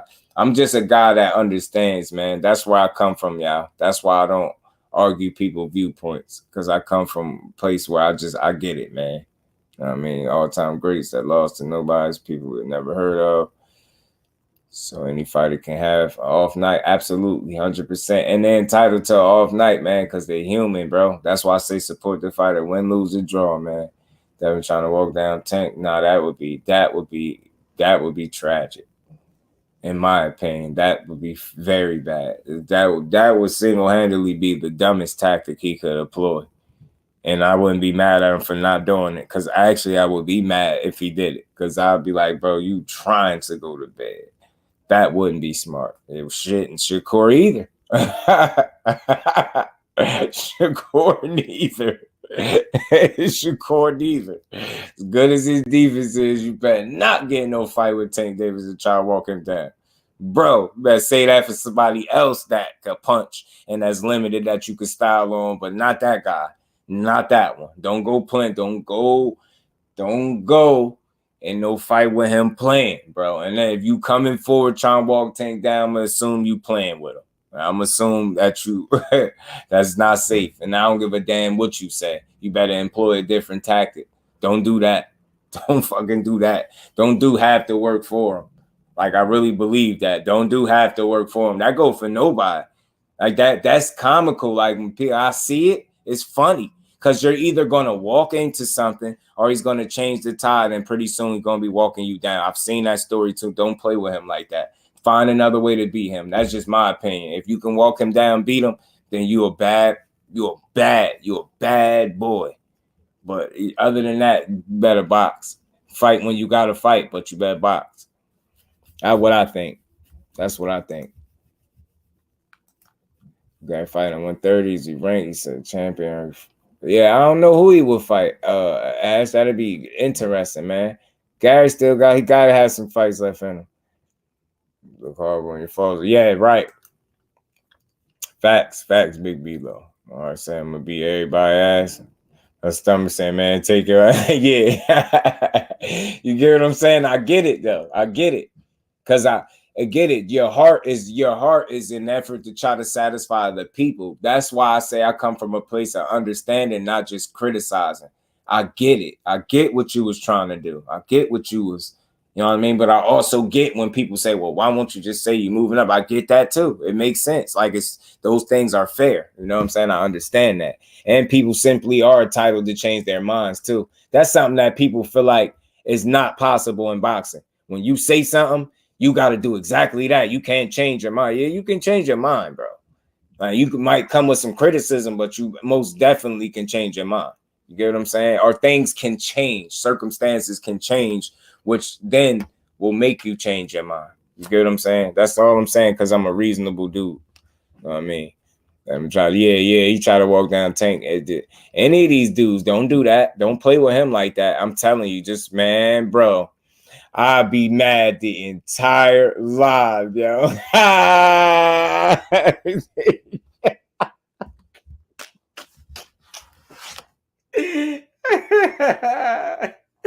I'll be like the Grinch, yo. I'll be like, yo, damn, I told you not to do it, bro. Man. Be back here ready to break the TVs and everything. But, man, I told you not to do it, bro. But I told you. I said don't. Told you plain as day, don't get in there playing with that man. And you did it, man. That'd be sick, bro. Like, man, yo. I'll be crying in here, bro. I'm telling you, bro. I'll be like, bro. Yeah, I said that. I said, AJ, I said that when T had brought him on the channel one day. I said that. I said he's a slick talker. He almost thought I was trying to, like, play him for a second when I say he's a slick talker. He was like, you don't see people call Oscar De La Hoya something. I said, because they don't talk like you do. Like, what? That's why they don't call, because Oscar De La Hoya ain't no slick talker, bro. You are. They don't got the gift of gab. You do, bro. Mr. Mechanical, what's good with it? Ask Hector Garcia, seeing stars. Oh, man, I got a short video coming up. Oh, man, I thought Hector Garcia was wild trying to say Tank. Yo, Cuzzo, I got a short video coming up. Man, you're going to be like, what? I got a short video coming up. You're going to be like, what? The blasphemy. You probably going to lose your mind. You're going to be like, this dude said what? He said two things that was wild. One of them you heard other fighters say about Tank. The other one, you ain't never heard nobody say that about Tank. Man, I'm going to say that for a short video. I got y'all. I got a short video for y'all coming up, man. Said Meg. Meg 3. He said Meg 3. Yeah, facts. He could do both. He really a complete fighter, bro. Don't try to walk him down, though. I'm just saying, I advise against trying to walk him down. That's just me, bro. He said, just checking your registration. Yeah, don't do it. Shakur too, bro. Don't bro. Out of everybody that I would think he cool walking down and still making him miss, making him pay, don't do it with him. That's it. That's just my advice to the boxing public. Don't walk Tank down, bro, because unless your chin got granted in it. You You know what I'm saying? Then cool. If you got vibranium in your chin the same way he got in his hands, cool. You know what I'm saying? But yeah, let's get to this, man. So I just want to y'all smash that like button. We're going to cook for a little while longer, man. And Tank, yeah, he got a hell of a chin. Skills top notch, complete fighter. What could I say, man? And that's just me being real. I'm a fair dude. I don't advise anybody to try to walk him down. You get what I'm saying? And that's really the strategy. Nah, I would highly advise against trying to walk down Tank Davis because, and this is fanship aside, that's an accurate ass power puncher. That wouldn't be smart to do that. That's what I'm saying. You make the fight that much easier, I think, for him bringing it to him, and he ain't got to go get you. Nah, bro, I don't suggest that you do that because I could see a nap in your near future, and most fighters are stubborn, so the nap is going to be against your will, and it's going to look bad on national television. So I would advise against walking Tank Davis down. I mean, you can go ahead and try. I mean, if you think it's cool, I mean, if you like it, I love it. Go ahead and do it with your bad ass, but I advise against trying to walk down that 5'5" guy right there. Leave him alone. Go box him and fight him when you got to. That's just my opinion. Fight him when you have to, because you're going to have to at some point, but box. Box and be smart. Don't try to be tough. Like, because I think walking him down be like, all right, you trying to be tough? All right, bet. Sleep. Nap. Nap covered. Someone else is slick. Yeah, I call him a slick talker, AJ. I really did. I ain't mean no slight by it, though. You know what I'm saying? He got the gift of gab, as one would say. You know what I mean? I say he's walk you down the block, turn you down the corner a couple times, and don't bring you back. Like, that's not no slight to him. I rock with him. The mouth, as long as Fight TV or take that now. That's, you see what I'm saying? Bad boxing. Woo, bro. Buckle up, boxing talk. What's good with it, fam? How you feeling? Man, don't do that. The knockout is imminent, yo. Man, I'm telling you, and the nap gonna come against your will because you in there being stubborn, bro. I would hate to see it, bro. Just be smart about it. Just be smart. Just box and fight when you gotta fight. When the gap get close and he get the pressing you, you got to fight, right? But other than that, don't be stupid. Don't be greedy in there. Nobody walking him down 149. I don't think so. And if you can, you're a bad man. That's all I'm gonna say. If you can do that, you're a bad man. I advise against it if you my fighter, especially if you don't want it. The next thing to be on the menu is a nap. Don't do that, bro. I advise against it, bro. Yeah, that melatonin nap gonna be crazy. That melatonin nap is gonna be wild. Man, yeah, man, hella, yeah, try to fight. Yeah, what was that about? What did Derek? That definitely put your walk on hold. Yeah, I'm telling you, man, buckle up. That should be crazy. You know what I mean? But what did he do? Yeah, what was that? Why did he walk up on bro like that?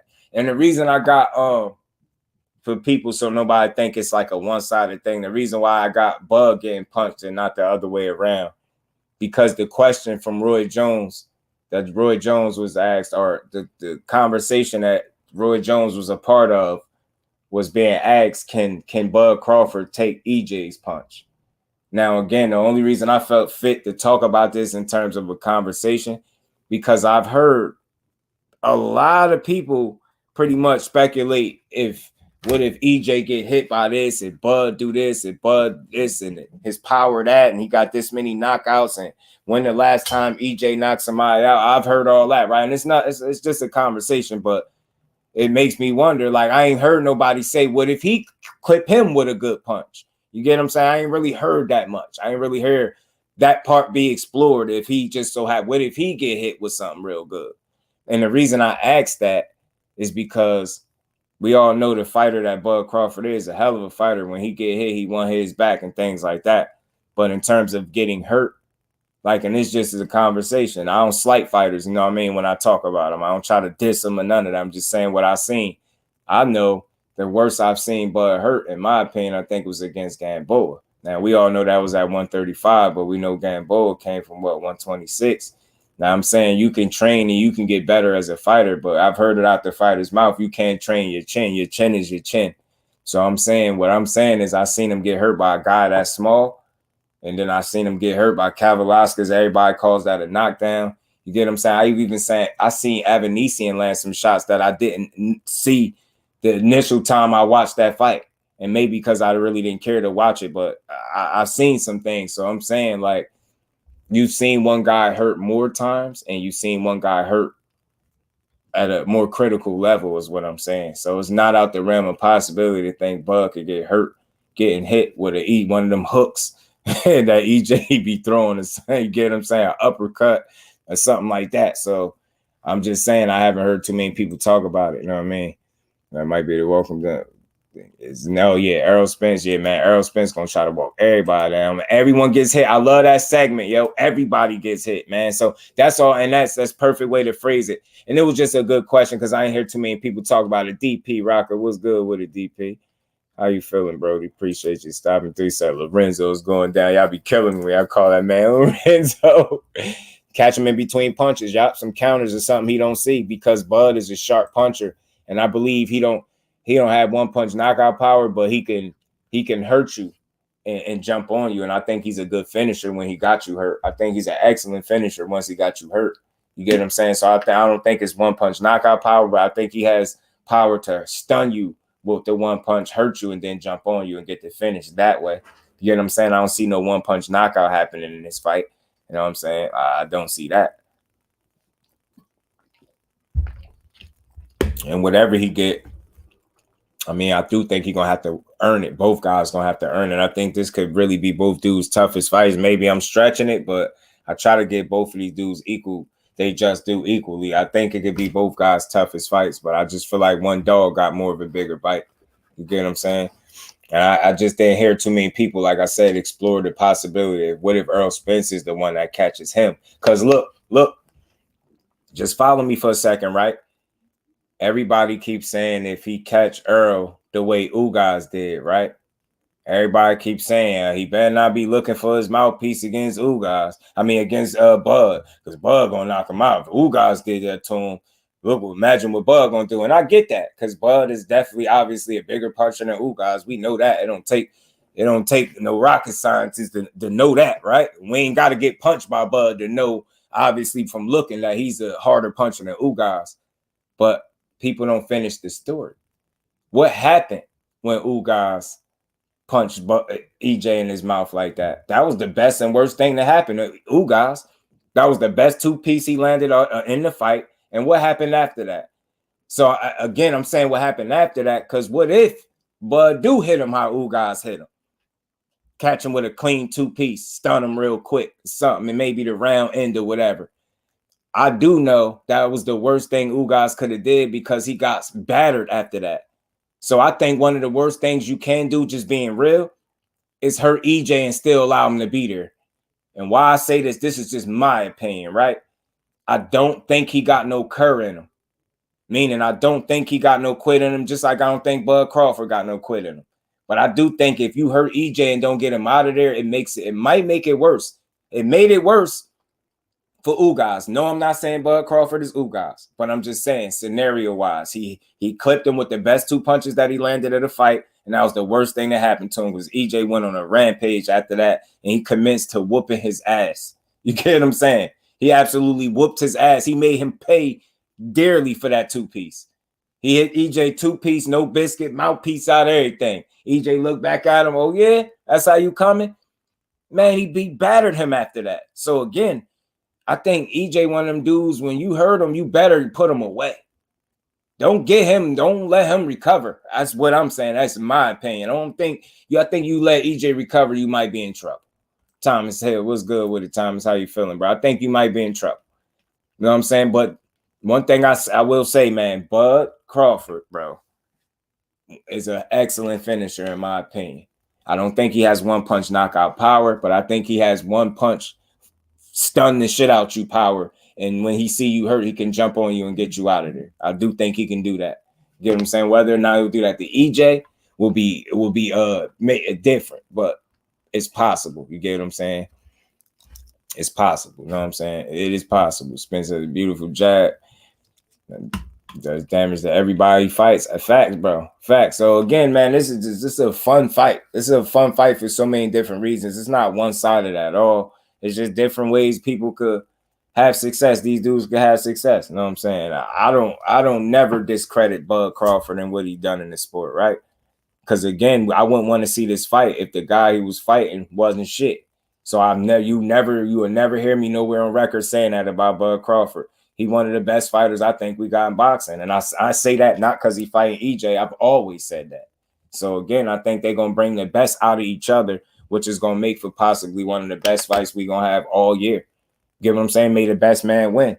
I think EJ got the stronger corner. I could be wrong. I think Bomac is a pretty good coach. I think he's the guy for Crawford, if that makes sense, right? He's the guy for Crawford. I think Crawford got the right man in his corner, right? But I think EJ got something special in his corner.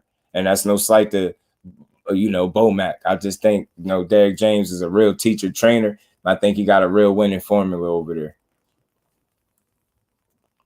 I think I said this before, both guys going to have to go out there with their game plans and execute at a high level. You know what I'm saying? I think it's going to be moments in the fights where both guys going to have to adjust on the fly, make in-fight adjustments on the fly.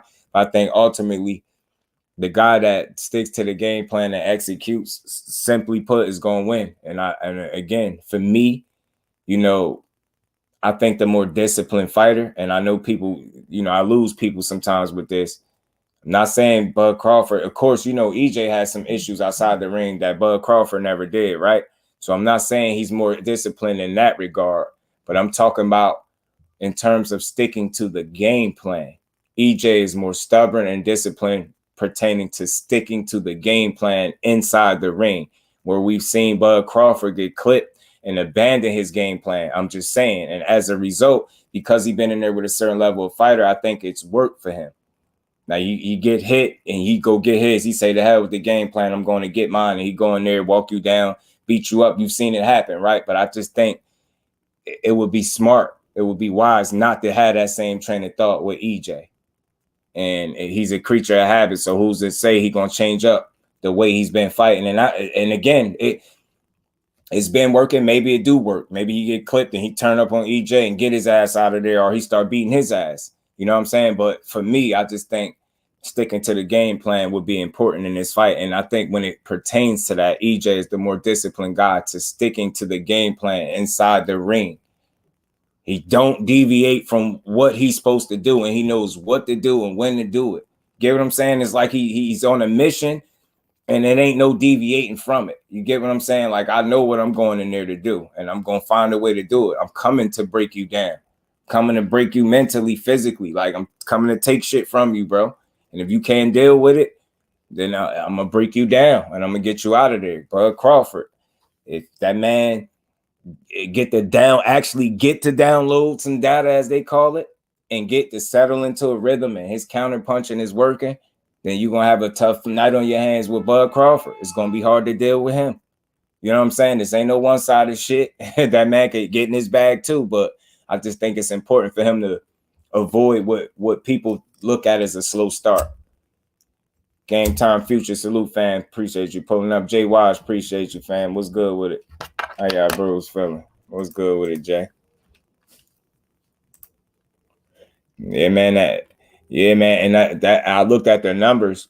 And I think at the highest, I think he almost doubles a Bud Crawford in punch output at the highest. Nut punches around, almost. I don't know if it's a complete double. I think it's close to double.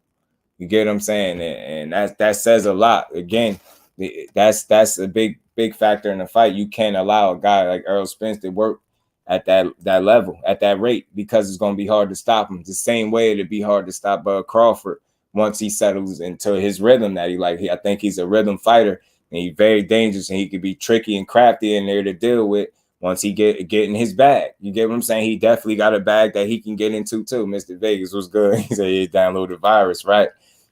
EJ, I'm telling you, still got the coldest one-liners in the game, bro. Still got the coldest one-liners in the game. Right. Could be mind games, could be, or just really what they think. At the end of the day, what they both know is no dude that they've been in there is messing with either one of them. You get what I'm saying? And that's what they know. So they could take jabs at opponents. At the end of the day, they know they in there with the best opponent they've been in there with when they step in there with each other. I think that's fair to say. So they both gonna have adjustments to make. They're gonna have moments to overcome. This fight gonna be ebbs and flows. It's gonna be fun, man. It's gonna be fun. Stick to the game plan. What they do best is key. It ain't working. The adjustment will come into play as well as both fighters. You feel me? You know what I'm saying? It's gonna be times naturally because a fight of that magnitude, you just might be forced to make adjustments on the fly. But I think it's gonna be always key to revert back to that game plan and remember what you you know what I mean, what plan you put into place and execute. You know what I mean? That's gonna be key. And I'm not saying Bud Crawford is not disciplined at all.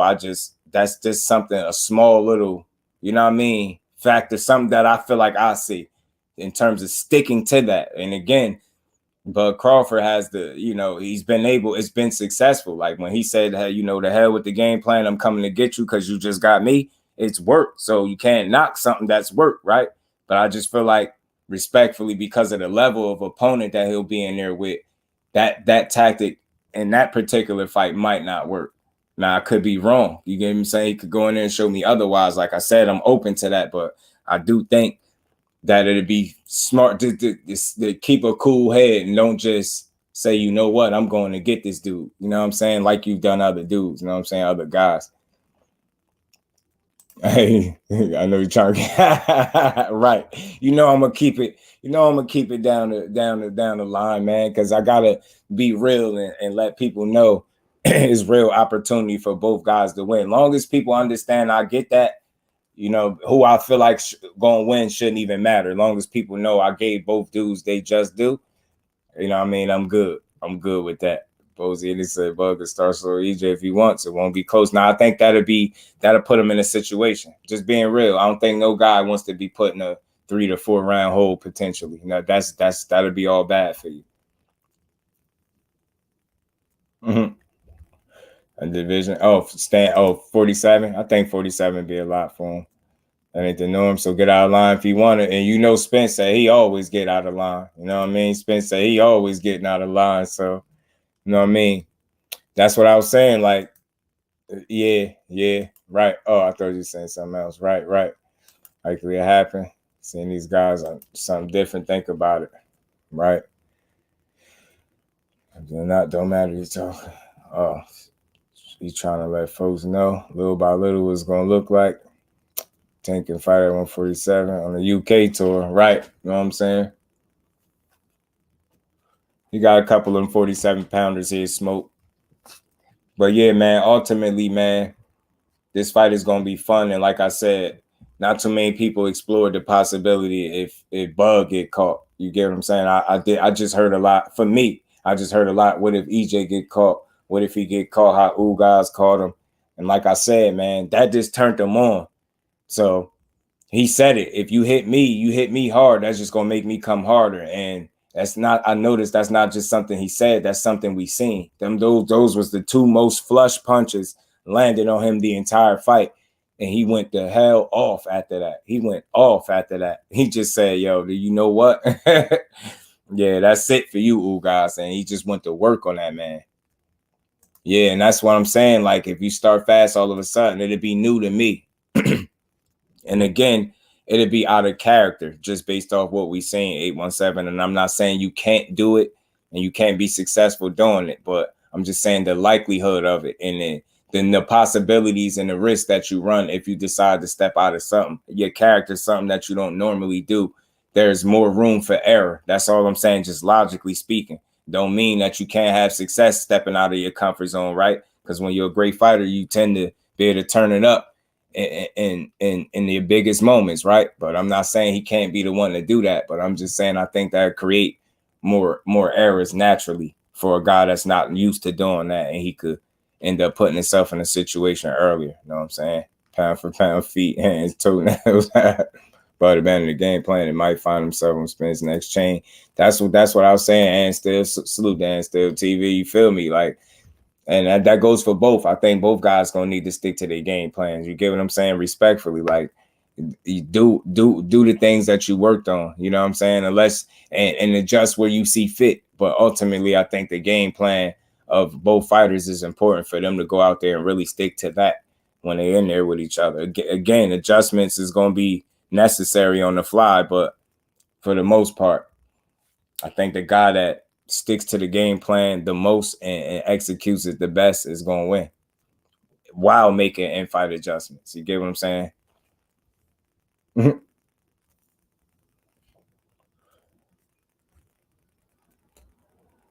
Taking Thurman to be a fun fight, I tell you that.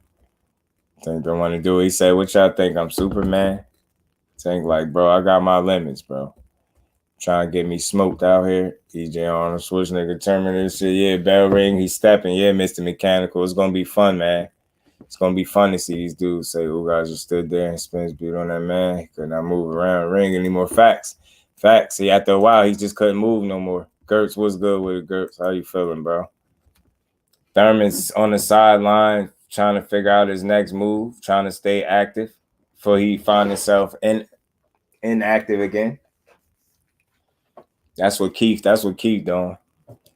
Last time I seen one of the last times I seen Keith, he was getting in shape.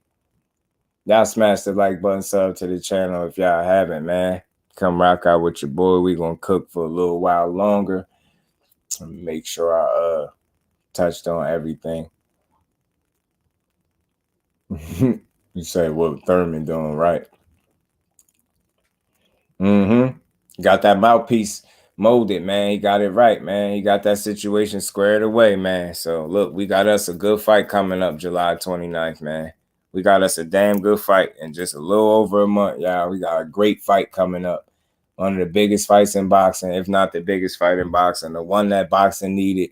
I feel like the energy in boxing needed this fight, and the energy is going to reset once this fight take place. I think we needed this for so many different reasons, man, and I'm glad we got it. It would be a great year to be interesting. AJ, hell yeah, it would. I don't care what nobody say, it would. I don't care what you think, it'd be interesting. Don't just count Tank out because of the size. You've seen them do it. You've seen them do it before.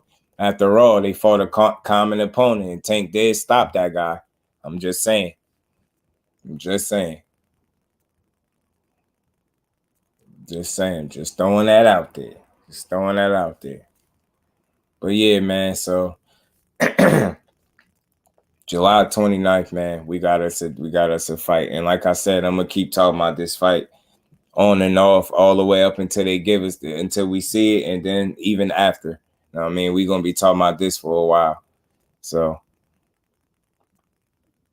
I think it's going to be a battle of wits, will. It's going to be a battle of the corner, preparation, you know what I mean, determination, things that you can't necessarily measure on paper. You know what I'm saying? And I think that's the things that's going to get either guy to win at the end of the day. I don't think you can account for the determination and spirit of an Errol Spence. Yo, that dude is going to be hard to break. And if he's to be broke, it's going to take a damn special fighter to do it. That's all I'm saying. Because I think his determination is second to none. I think this whole notion that his career could have been over twice, 2 different times, that man on borrowed time, and he treating it like it. And I think he crossing every T, dotting every I. And I think the guy on the other side in Bud Crawford is doing the same thing. That's why I think we're going to get one of the best fights that there is to get in boxing.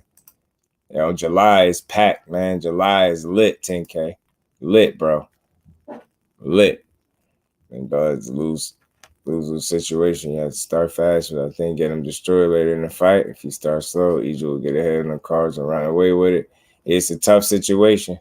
It's a tough situation from that angle. And, you know, it's a, you know, EJ got to deal with the possibility of dealing with ring rust and overextending with punches and reaching and make sure he ain't putting himself in positions to get countered. You get what I'm saying? So I always try to create scenarios where people know I'm being real to both fighters. You know what I'm saying? But it's gonna be a fun fight. Sean Porter made a big mistake sparring Tank before he fought Crawford. Tank put him on his ass. Tank was putting it on his ass, I heard too. Right. You know what I mean? So again, salute to both of them. Boxing is in a place where it's winning. I do hope we get this David fight. But like bro came in here and mentioned, he said now they're talking about David Benavidez and Jaime Munguia, and you see the 52 fake out. You see his father the one talking about that, and you see now we don't get this fight. I don't want to hear nobody talking about David-Morrell wasn't ready and he ain't want that fight. I don't want to hear nobody blaming it on Ronnie Shields. I want people to place blame accordingly is what I'm saying. Don't even blame David Benavidez. His father is the one saying that he would prefer Jaime Munguia or moving up to 175 and fighting DMITRY Bivol after 50-some odd weeks ago, calling out David-Morrell via Instagram saying it's time to stop talking and start fighting. And after that, he's been on record more times recently for saying David-Morrell's name as a credible opponent for his son that he would be willing to face. Now that the opportunities here on the table sound like they're going a different way. I'm just putting out what's out there, and I'm going to let people make of it what they will. If they go in another direction, you can't blame Ronnie Shields and David-Morrell. You probably can't even blame David Benavidez, but you hear what his father said, and at the end of the day, his father might get what he wants, and that just it's going to be what it is. Fighting September versus Carrot Top. You better not fumble the bag yet, man. Maul got to go in there and kick his ass, bro. Two fighter. It's crucial you have already one fighter. Saying the undisputed wasn't something of importance, and we had one fighter coming out, asking, disoriented, asking for the fight. You dig what I'm saying, Thomas? That if that don't show intent, hunger, drive, his spirit was different. The man wasn't even in his right mind. Look what he talking about. Man, I'm telling you. Right. I always think that too, Black Belt. 50-50 at worst. That ain't, yeah, I know. I know Morrell done demolished the last two opponents called Benavidez after the last Morrell applying pressure. Yeah, Morrell is on it, man. Morrell looked like he wants smoke, man. Yeah, fighting.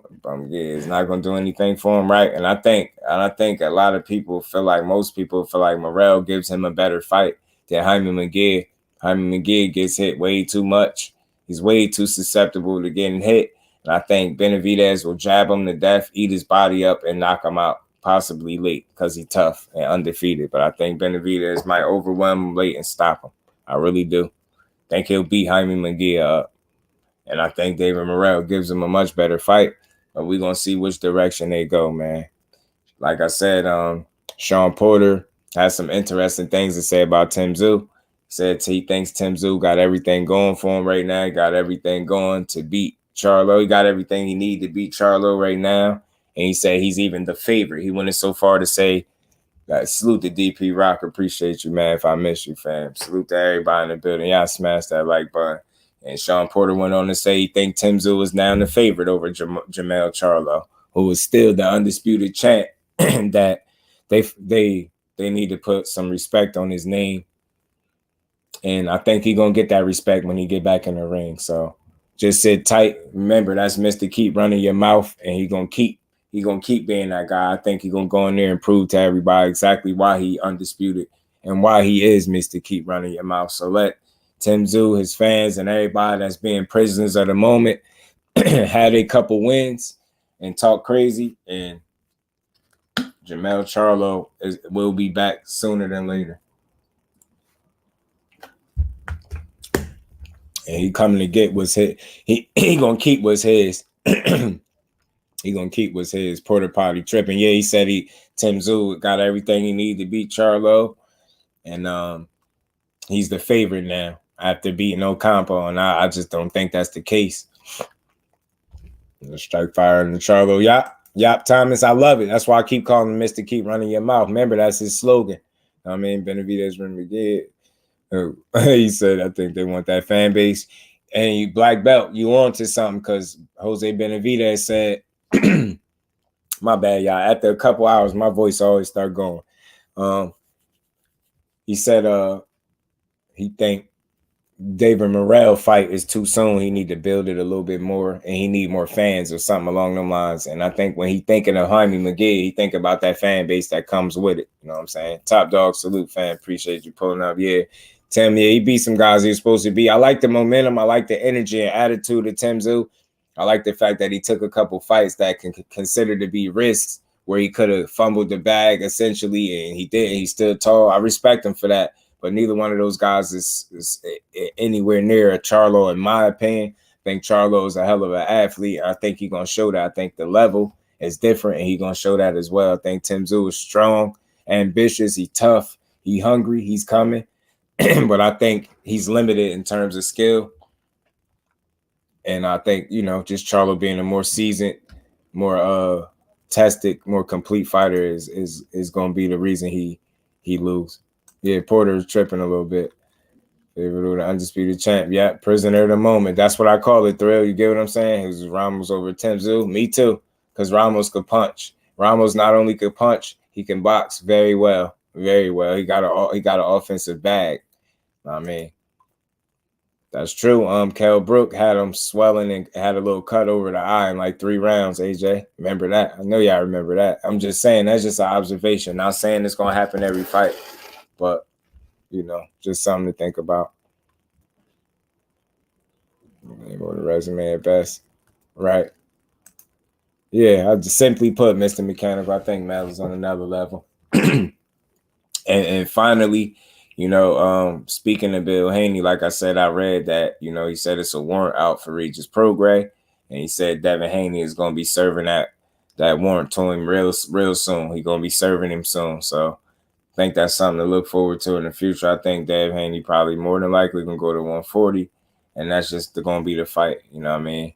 You see Kill's last video, he said Al Hammond with the bill, and they said they want Tank and Dev fight. No, I got to watch it, and I'm going to watch it. Salute to KO because he applying pressure out there. And again, it's all within fun of the sport, man. For me, never personal stuff. It's fun. This back and forth, the who going to fight who. All this is entertainment. That's what it's supposed to be. So I just hope all this result into a good fight. But I'm definitely going to go check that video out in just a second because I'm wrapping up now. I just want to salute everybody that continues to support the grind, man. We just going to keep pushing, y'all. Got a lot of work to do, a lot more casuals to turn into diehards, a lot more eyes to bring to the sport, and we're going to keep pushing, man. So with that, we're going to see who's next and what's next. You know what I'm saying? What's the next big fight for us outside of July 29th and everything that July has to offer? I feel like Morrell and Benavidez could be a next potential big fight. But we're going to have to wait and see. Maybe Dev and Regis get it on soon. We're going to have to wait and see. But I can't wait to see Charlo back. You know what I'm saying? And we're just going to keep pushing, y'all. So, yeah, facts, black belt. You know what I mean? And he took him the distance. He dropped him and took him the distance for what it's worth. So I feel like Mel is levels above that dude. No disrespect to Terrell Gausha because I like Terrell Gausha and I'm going to keep rocking with him. But Mel is special, so this is what it is. But with that, man, I want to salute everybody in the building, salute everybody in the Cash App, Super Chat. Much love and appreciation to the family. And we're going to keep pushing, y'all, man. We're going to keep pushing. You're going to find out, yeah. Right, I think Regis, I think people, if they're going to just judge them merely, you know, primarily just off that last performance, I think that's going to be a miscalculation on anybody's behalf. I think, you know, anytime you got a guy in there that naturally would struggle with a mover anyway, that's coming to engage, and a guy that just was coming to survive, you can get that kind of mess fight. You get what I'm saying? Lackluster fight in terms of action. I think the difference is against Regis, the typical guy, like I said, is going to offer more offensively to deal with Regis. You get what I'm saying? And because of that, it's going to leave more openings and opportunities offensively for Regis to be successful. And he will be able to take advantage of some of those moments. So that's just me. But salute to everybody in the building, man. Like I said, y'all make sure y'all enjoy the rest of y'all Tuesday. And y'all make sure y'all turn y'all notifications on if they not sub to the channel if you new. And we're going to be back, right back at it, 4 o'clock tomorrow, our time. Salute to the Queen, Miss Joette. You make sure you have a good night as well, Queen. And the rest of the fam as well. And the rest of the Queens, my cousin, the rest of the fam. Y'all make sure y'all enjoy the rest of y'all Tuesday. And we right back at it tomorrow, 4 o'clock at our time. We building, y'all. So with that, we're going to get up out of here, y'all. Peace.